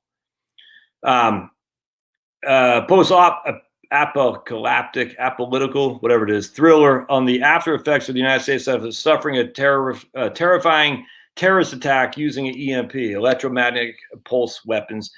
Let's see. Months before, brings a story which can all be terrifying real, a story in which one man struggles to save his family in a small North Carolina town after America loses a war. In 1 second, a war that will send America back to the dark ages. Months before publication, 1 second after, it had already been cited on the floor of Congress as a book all Americans should read, as a book being discussed in the corridors of the Pentagon, as a truly realistic look at the weapon for EMP and its awesome power to destroy the U.S. literally within 1 second. Actually, it's pretty interesting because if we go to Ted Koppel, now Ted Koppel is not a right winger by any stretch of the imagination. He had written this book 2007, 2006 called Lights Out, a cyber attack, a nation unprepared, and citing the aftermath. 2000, I thought he wrote it or before that. And New York Times best-selling investigation, Ted Koppel reveals that a major cyber attack on American power grid is not only possible but likely, that would be devastating, and that the U.S. is shockingly unprepared. It's 100%. This is Ted Koppel. He did the research from a lib. All right. So, in fact, as former chief scientist of the NSA reveals, China and Russia have already penetrated the grid. And going back to what Dan just said about the attack on with malware without even the EMP on the India grid is freaking scary. And a cyber security advisor to Obama believes that independent actors from hacktivists to terrorists have the capacity as well. It's not a question of it, it's a question of when, says Commander Lloyd Austin. I think isn't Sniffy Joe? I think Lloyd Austin is part of the Sniffy Joe thing. Anyway, in the absence of government plans, some individuals and communities have taken matters in their own hands. Okay, but he talks about Mormon Church. Why? That's all good. And it just, you can't. The point being is that we have a nation that is run by Maroons, that a nation that is too geared up into worrying about cancel culture. If you said something that was toxically masculine, a nation that's canceling people left and right, and a nation of obese people that are scared of their wits of COVID. And China is going the exact opposite, and China is the enemy. That's just a fact. And that doesn't mean, China, look, we are the biggest trading partner with China, so they don't want to take us down in one fell swoop because, how are they going to get their money? They get their money by selling us cheap goods. But it doesn't take a rocket science to figure out that America is getting weaker by the day. And it has nothing to do with military might. It has to do with just the capacity. We are getting fatter. We're getting softer. We're getting slothier, becoming sloths. And we're losing our skill set. There's just no other way around that. Anyway, so going back to 1 second after, something stuck in. So we had this lady who was driving back to Charlotte from a sales call in like Asheville or something like that. I don't know. She was like pharmaceutical rep. I guess I can't remember, but most women pharmaceutical reps are kind of cute and whatnot, he had her like kind of cute, and then the 1 second after thing happened, and she was stuck on the highway because the cars worked anymore, and her cuteness was quickly no longer an asset, if that made sense. Other than, if you know what I'm saying, it was an asset for marauding bands, but it wasn't an asset in terms of being able to live in a normal society. What I mean by that is, other than being used and abused by marauders, her cuteness that she had relied on to kind of be upper elite, it was no longer valuable. It wasn't, and she would. It was sad because you're sitting there thinking that's if we go back to, even I was reading The Savage Continent. Read that a couple of years ago, the aftermath of World War II and what happened with the scarcity of food sources and whatnot, were literally women selling themselves in front of their husband and children to get a loaf of bread, to get money to buy bread, because there was no money. There's no food. The scarcity was, literally to commie soldiers, to American soldiers, like French women, German women who had nothing, would sell their souls for rock and roll in front of their husbands just so they could get a loaf of bread. It's crazy. Because so if you're a cute lady and you're used to being able to go up the chain of command via your looks, and in woke culture, those days are gone in an issue like this. It's just a fact. Same thing if you're a freaking cancel soy boy. What do no one want, at least the cute lady has a place. What does the soy boy have a space for? Nothing. It's sad, but that's just a fact. Anyway, the whole point, what stuck out at me is like all the skill sets we do, for preparing legal briefs, doing financial planning, doing YouTube videos. None of those skill sets mean anything, when the S hits the fan. Even in Texas, for 5 days, all your YouTube skill set means nothing. Means nothing. All your legal briefs mean nothing. All your pharmaceutical sales skill set, being cute means nothing. That's just a fact. And so how are we preparing for that? And we're not. And that's just a scary thing. And that's kind of going back to why the wood stove thing. You got to have a source of energy, of heat, because even in Texas, we saw now. And going back to things like the grand solar minimum and things of that nature, the polar vortex. At the end of the day, we can argue all day long about global warming or not. Frankly, I'm over that argument. It's lost in terms of those guys have lost. My side has won, but my side isn't the majority, unfortunately. But be it as may, they can go and live their lives thinking global warming is the biggest enemy. It's just not. So at some point, you just got to say, okay, I'm done with these people. What am I going to do, and what am I going to do with the people who at least I can have influence on to say, forget those people. You're going to have to do what you can to protect yourself from cold, and the cold is coming, as we can see. And the polar vortex seems to shift even further south each and every winter.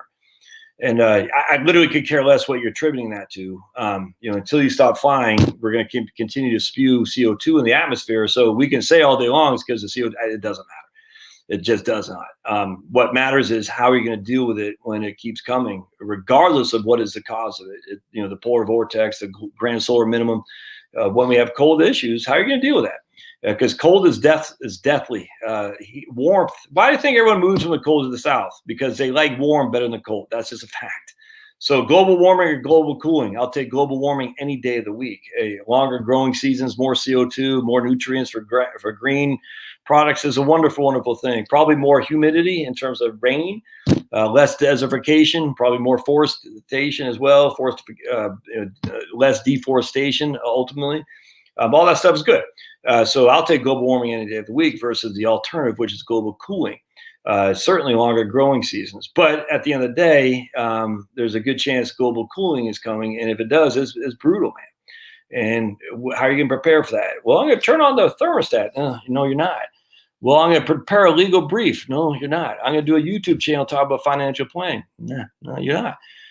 So this is going back to the wood stove, getting a cord of wood, just having something in there to protect yourself, having some seeds, having a battery bank, solar photovoltaic with a battery bank that is not grid tied is a wonderful thing to have for electricity. I don't have any qualm with that at all.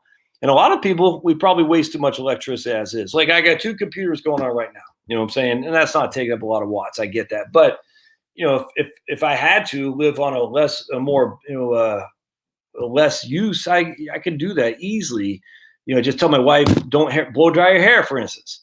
You know what I'm saying? Turn off a computer, turn off the TV. It's easy. Just use the LED lights instead of using 4 lamps. Just use 2. Easy.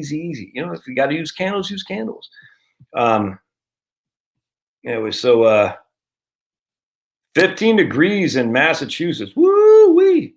That's 70 in Oklahoma.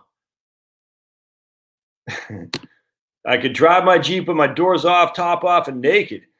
And now I can't unsee that. Thanks. Yes, Harry, like a warmer climate. Everybody does. Everybody likes warmer climates. That's for sure. That's a fact. The Capricorn way was that he did one after that, Medic, that it wasn't as good. I forgot what it was. 2 to 3 years of firewood undercover. That's the nice thing about living in a forest place is that always most likely you'll have trees you could take down. Now, obviously they won't be ideal. They'll be green, but you can still burn green wood if you need to. That's for sure.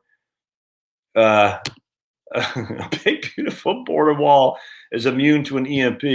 Not really, but from a dirty bomb from a terrorist running over, sure. Yep. Yeah, it's 1 second after by 1 second after. I'll get the link. If you buy the link through my, I also got Ted Koppel's here. I'm going to put Ted Koppel's. This is Ted Koppel's book. Whoever asked that. That's Ted Koppel's book. And I'll put 1 second after there. And if you buy it through my link, I get that sweet, sweet Jeff Bezos money. I'll get that. So I'll put both those links in the comment section here. I hate to sound dystopian. We talked about The Road by Cormac McCarthy. Now we're talking about 1 second after. Now we're talking about Ted Koppel. I do not want to sound like the X-22 guy, who some of you know I don't all that appreciate so much. Some of you guys do, that's fine. But I don't want to sound like it's all falling apart. Look, man, I got 4 kids. There's no way you can think the world is falling apart, or you're all going to die if you have children. But at the end of the day, being prepared just makes sense. Boy Scouts. I know the Boy Scouts are evil. Be prepared. What was that thing? That be prepared?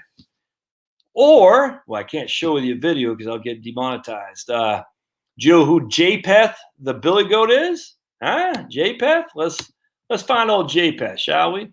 Japheth the Goat. I can't show you the video because I'll be demonetized, but I'm going to show you Japheth. Let's see. Anyone know who Japheth the Goat is? Anyone?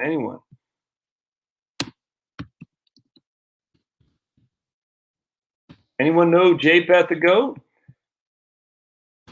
Probably the best character in all of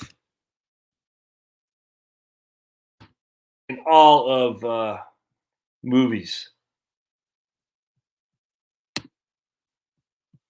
No one. I have 15 seconds, but I gotta wait here just a second.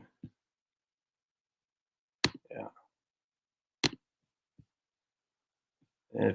If you have to surface, if you have to search that.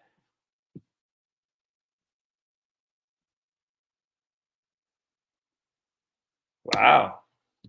Abbott just announced Operation Lone Star to send Texas National Guard, state police to protect the border since Biden pulled back a huge portion of CPB border patrols. Yeah, and the Border Patrol hates it. The Border Patrol are freaking pissed. Look, they know what the hell's going on, man. It's such a freaking clown show. I still can't believe they're so worried about COVID that these illegal immigrants coming over the wall, or coming through with COVID, they literally take and send them to the interior of the United States. Just let them go. The whole thing's freaking such a. One of the best looking I've ever seen was a drug rep making a stop at a local clinic. Yeah. HAWT, that means hot.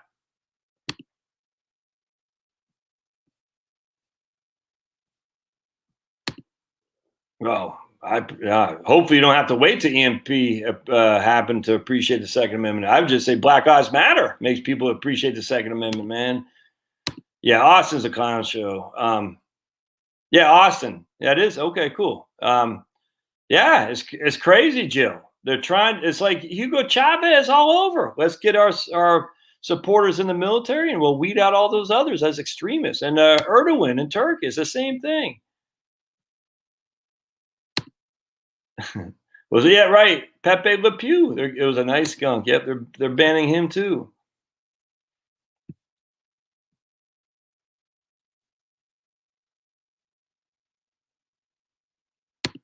Yeah, okay, but remember, I agree they do, but let's put it this way: on cloudy days. So here's the thing that always cracks me up. Josh, I get a 200-watt panel, so I can generate 200 watts.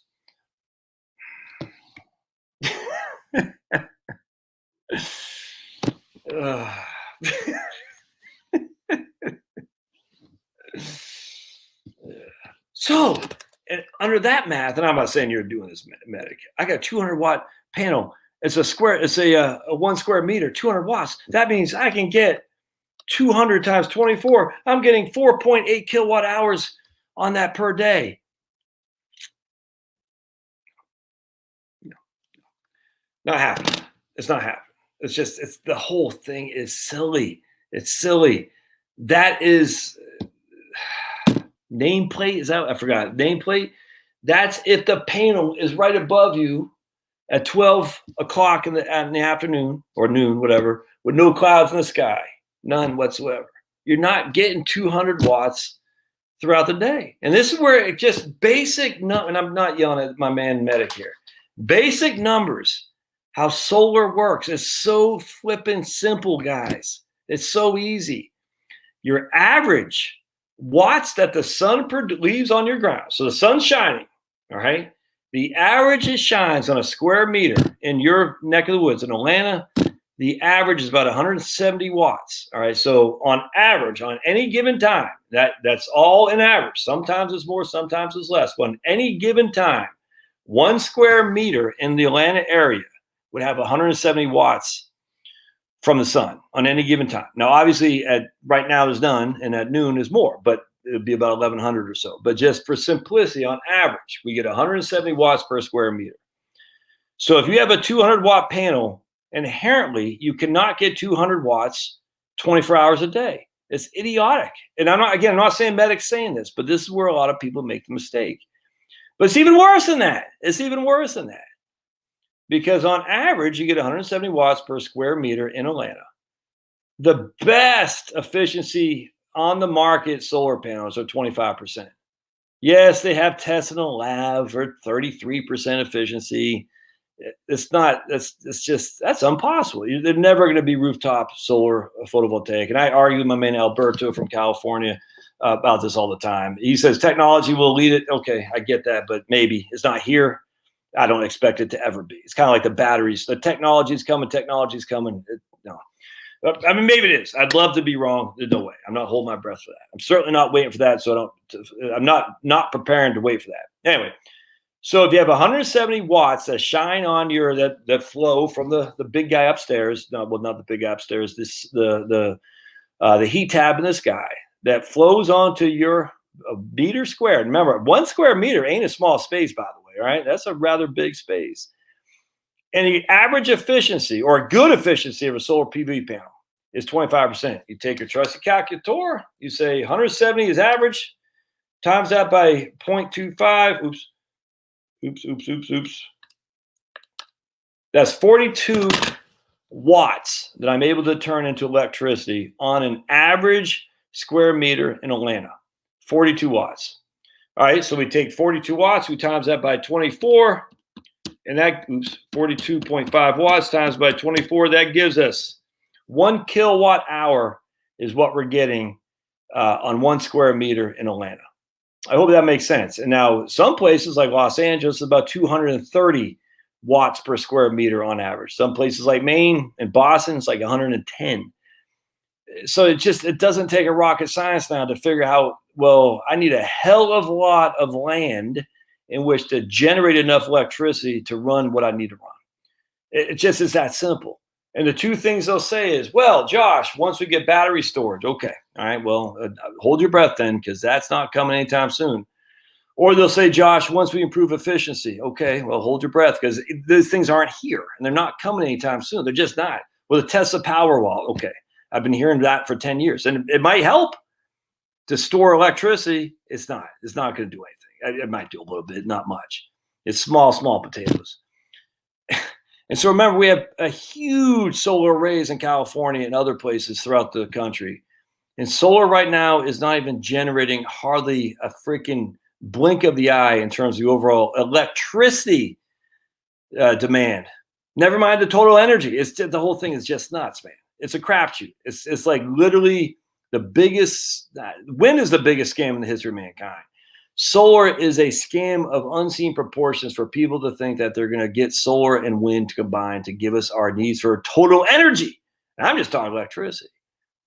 So remember, 1 square meter, if you live in Atlanta, you're getting 170 watts on average. That's it, man. 25% efficiency in a solar photovoltaic panel, you're getting 42 watts. Times that by 24, you're getting basically a little bit more than 1 kilowatt hour a day. That's it. Yeah. It's embarrassing that that people don't get this, man. I wish they would. It's JPET the GOAT. See, no.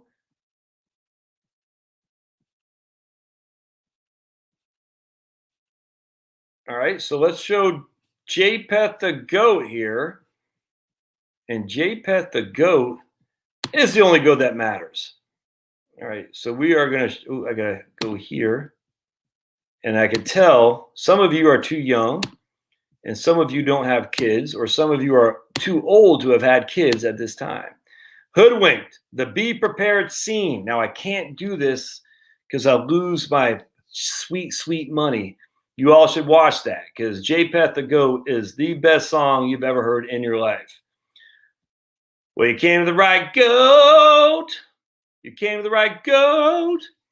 It goes, oh man, 30 years ago, 30 years ago, which put a spell on me when it came to, I can't remember how the lyrics go. Anyways, from the movie Hoodwinked, probably the best movie ever known.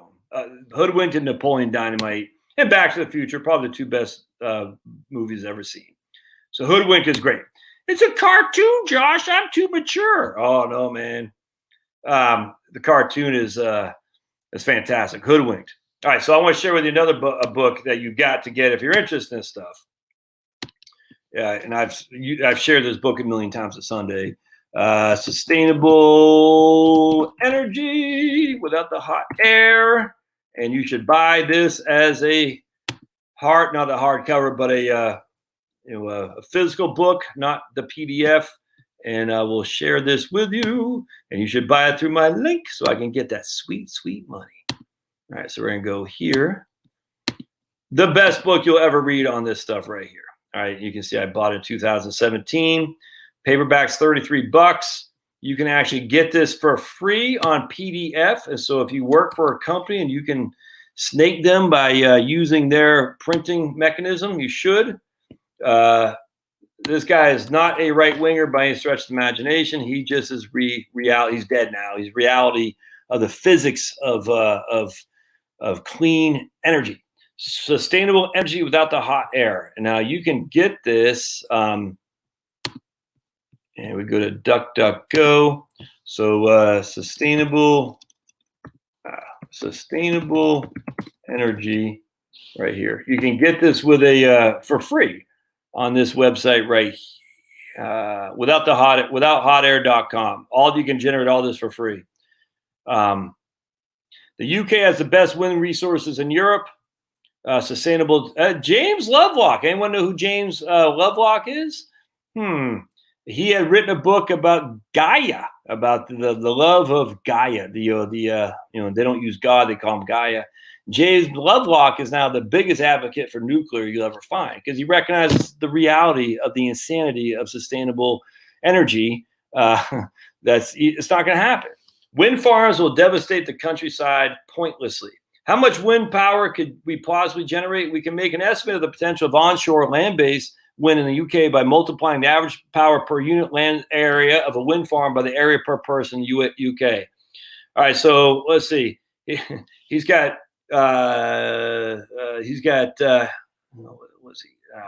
on here, he talks about, right here.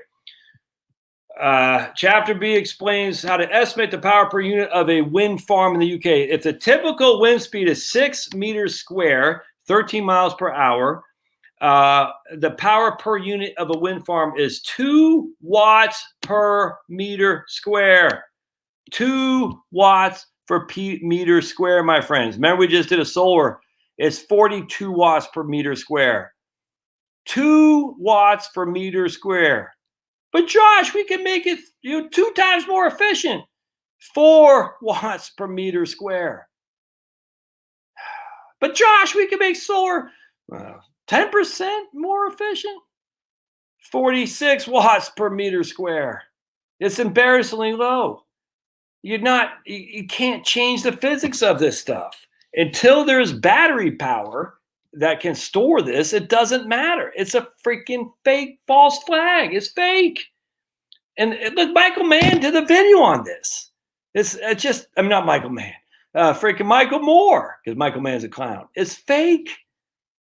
Look, I know we're all probably fellow travelers here, but gosh almighty, know how to argue against these idiots, because this is insanely stupid. The idea something that can get us 2 watts per meter square is going to solve all of our electricity needs, never mind our full energy needs. It's not happening, man. It's embarrassing. And I sit there, and the funny thing was, I found this out. I'm going to put that link here. And a guy I was debating. This is where it takes, throwing debates on YouTube and various things. You can make people change their minds. I was debating a guy a few years ago, and he said, just read his book. And he was calm, coming from the left, but he was rational. He debated well. He wasn't over the top. He wasn't screeching like most lefties are. He said, just read, man. This is the best book you're ever going to find. And I said, okay, I'll do it. And it literally changed my whole perspective. Maybe more adamant against freaking the green crap, because I said, because he's all about nuclear, this guy as well. And it's funny, but he's also about solar, and he's also about wind. But this left wing guy, not the guy who wrote that book necessarily. Anyway, the long story short was he said, just read this book. You'll quickly realize. And I forgot I had a flawed argument. I forgot what it was. It had something to do with I just can't remember. But anyway, I said, okay. But we debated in a good way, and he changed me. It was a great book to read, which further cemented my anti-green cred, because I said, now I know even more than I did. But without question, also made me recognize how the solar photovoltaic can work and how I can use it for my own benefit as we find our retirement home. Wind farm is. They got wind farms up there in Maine? Because that nothing infuriates me more. All right, I'm just going to share with you another book, by the way, if I can find this guy's name. He had oh yeah, you guys got to get this book. Oh, this is crazy. And this is another big lib. So the big libs, they know. Hold on a second. The libs who actually pay attention know wind farms are a freaking scam. They do right here. Okay. So I love reading about Maine. Not gonna lie, it's just that's why I'm writing a book on Maine. Return to Peaks Island. But my man Mike Bond here, big lib, he had written this great book on killing Maine right here. Great book. Right there, the wind farms. Just a great book. The wind industry is a mafioso, no other way around that. And it's fantastic. So you should buy his book. I'll put a link in the show notes so I get that sweet, sweet Amazon Jeff Bezos money. You'll read this book in 2 nights. It's fantastic. I love it. Mars Hill's full of windmills. Crazy. Anyway, so if you want to read Killing Maine, it's a great book. I haven't seen this. He has I'm not familiar with this other book he did called Snow. I don't know what that's about. Let's take a look. 200s in their guide find a crash. I figured I had to do something about dope. In Montana wilderness. All right. Sounds like a Reverend Horton Heat song. 200s in their guide found a crashed cocaine plane in the Montana wilderness. He has a reason to steal the cocaine. All right, that sounds pretty interesting. I have to give that a read. You all familiar with Reverend Horton Heat? I'm getting old. I can't remember that song about the plane, the cocaine. Cocaine from buckets from the sky. I can't remember. I forgot. Anyway, all right, my friends. Mars. Yeah, that's freaking pissing me off. How many kilowatts how many do these wind machine make? All right, good stuff, guys. So Phoenix Rising, not familiar to you, my friend, but good stuff. I believe a car parts place will take the battery, but they'll charge you a core disposal fee. I don't know. Jill says she likes Touchdown Tommy for the first time ever. Why? What's going on? What did he do? That's incandescent, Jill. We replace your incandescent light bulbs for sure. I mean, that's one thing that would make sense from a. I mean, look, LED light bulbs cost more on the front end, but theoretically they should run a hell of a lot longer than incandescent. The issue with incandescents, they're just not efficient. They release so much heat that doesn't get captured, and that's wasted energy for sure. So 60-watt incandescent light bulbs, that's you don't want 60-watt incandescent light bulbs. You reduce definitely replace those. Yeah, right on, Darren. We've been poisoned by China. Now they're making billions on us use. Yeah, 100%. But why did Jill say? Yeah, the Reverend. Right on. Well, good to have you here, Phoenix. Welcome aboard, sir. I do watch The Uneducated Economist.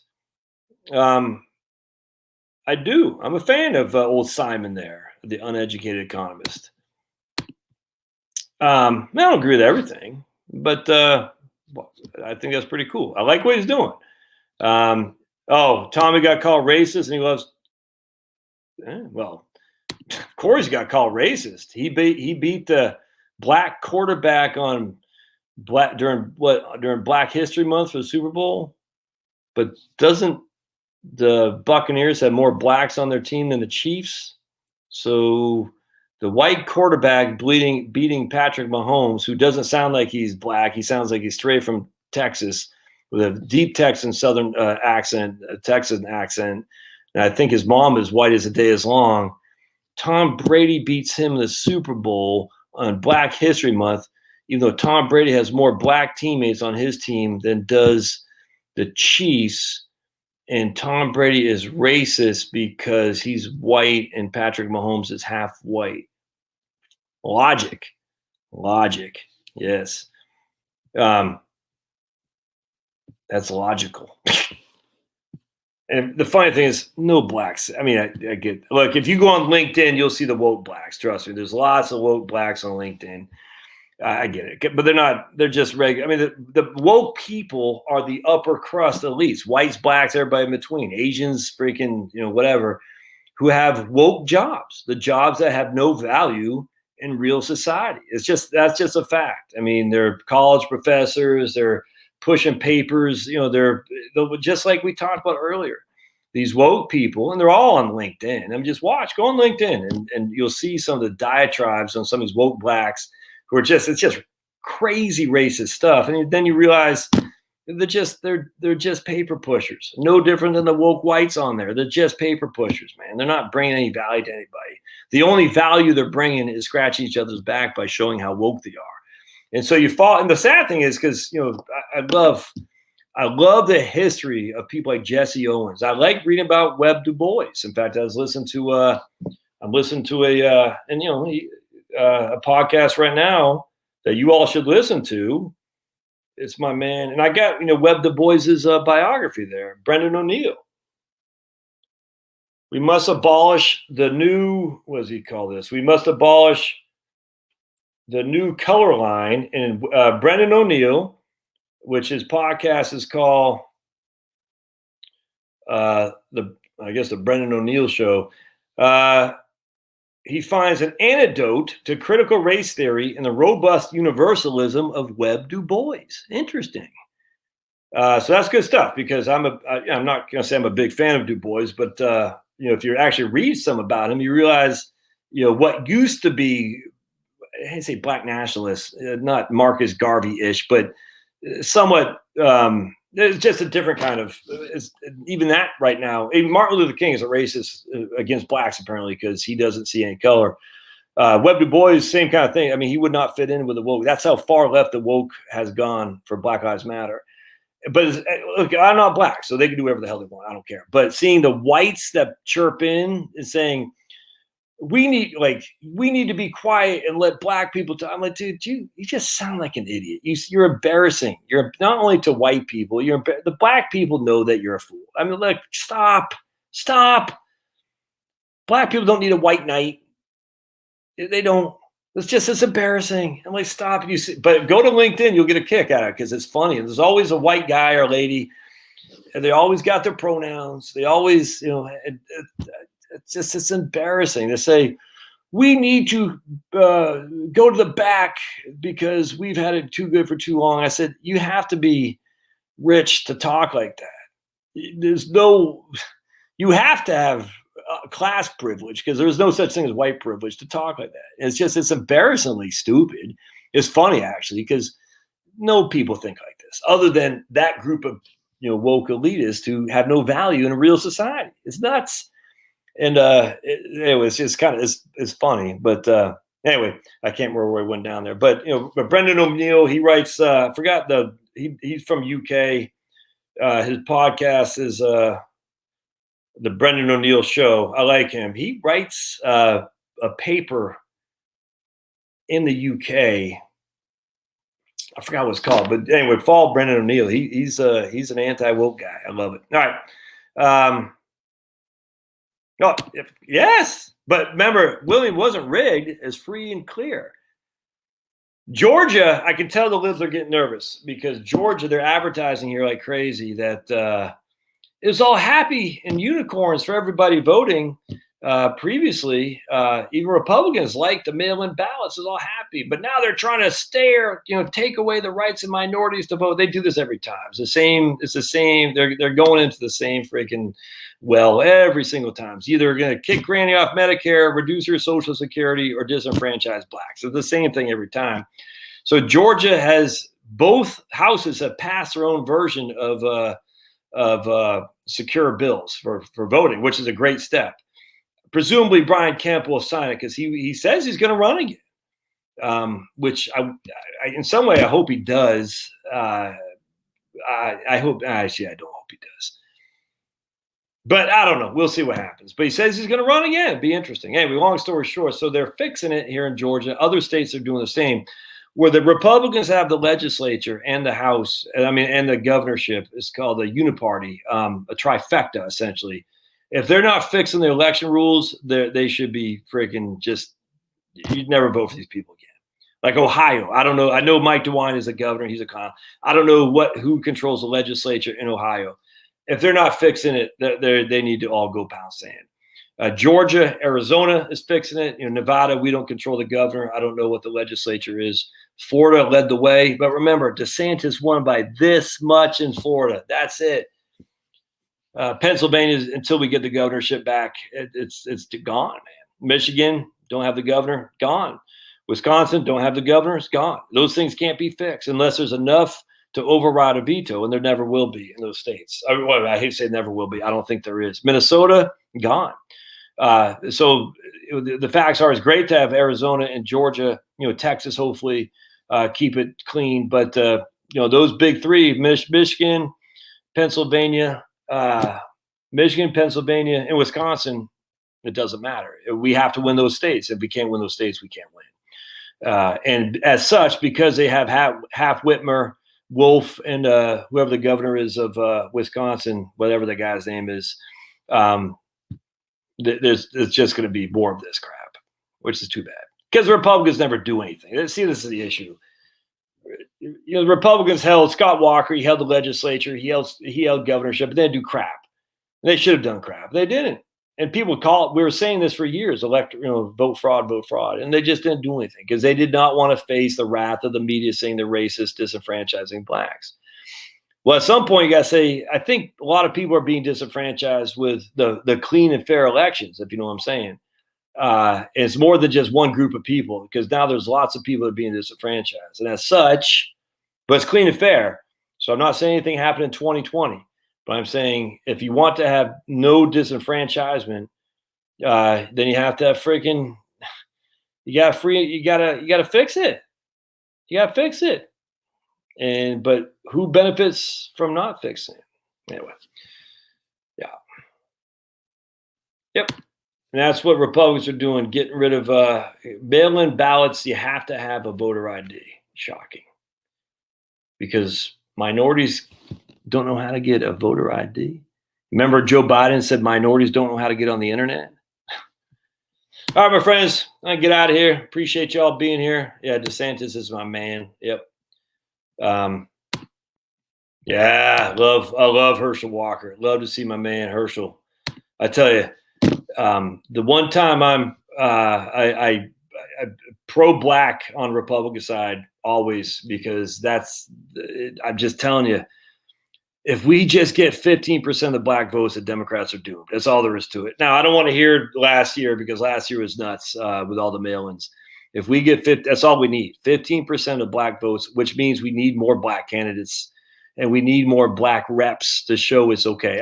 It's starting to break a little bit. The dam is starting to, the dam is starting to break, piece by piece. We're starting to see more and more. McConnell is saying he might step down, and they get the black attorney general up there. I forgot his name off the top of my head. Apparently the legislature would choose, I think, who can replace him, not the governor, because it's a liberal governor in Kentucky. Anyway, long story short, if McConnell steps down, which would be good. I don't like McConnell. I forgot the guy's name, the attorney general, but he would be the guy to potentially replace him. But that's racist, Josh. You're anti-white. No, I want to win, and you can only make things better when you win, and we have to get more black votes to the Republican Party. It's just that simple. But you don't do it by patronizing. And I'm still, look, I don't really want to get into it, but you don't do it by patronizing, being woke like Nikki Haley.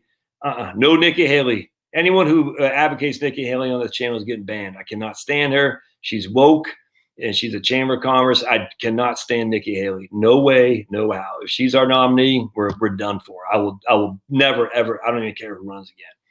No Nikki Haley. So Issue is Nikki Haley thinks she's making inroads with blacks by being woke. No. Not the kind of blacks we want. We don't want woke blacks. We want real American blacks. And there's plenty of them out there. And they're starting to see it. You can see it with Trump.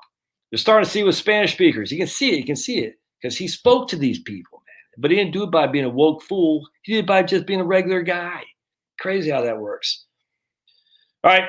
We'll give Big Hub Pablo a big squeeze, man. Right on. Appreciate y'all. Thanks now. See ya.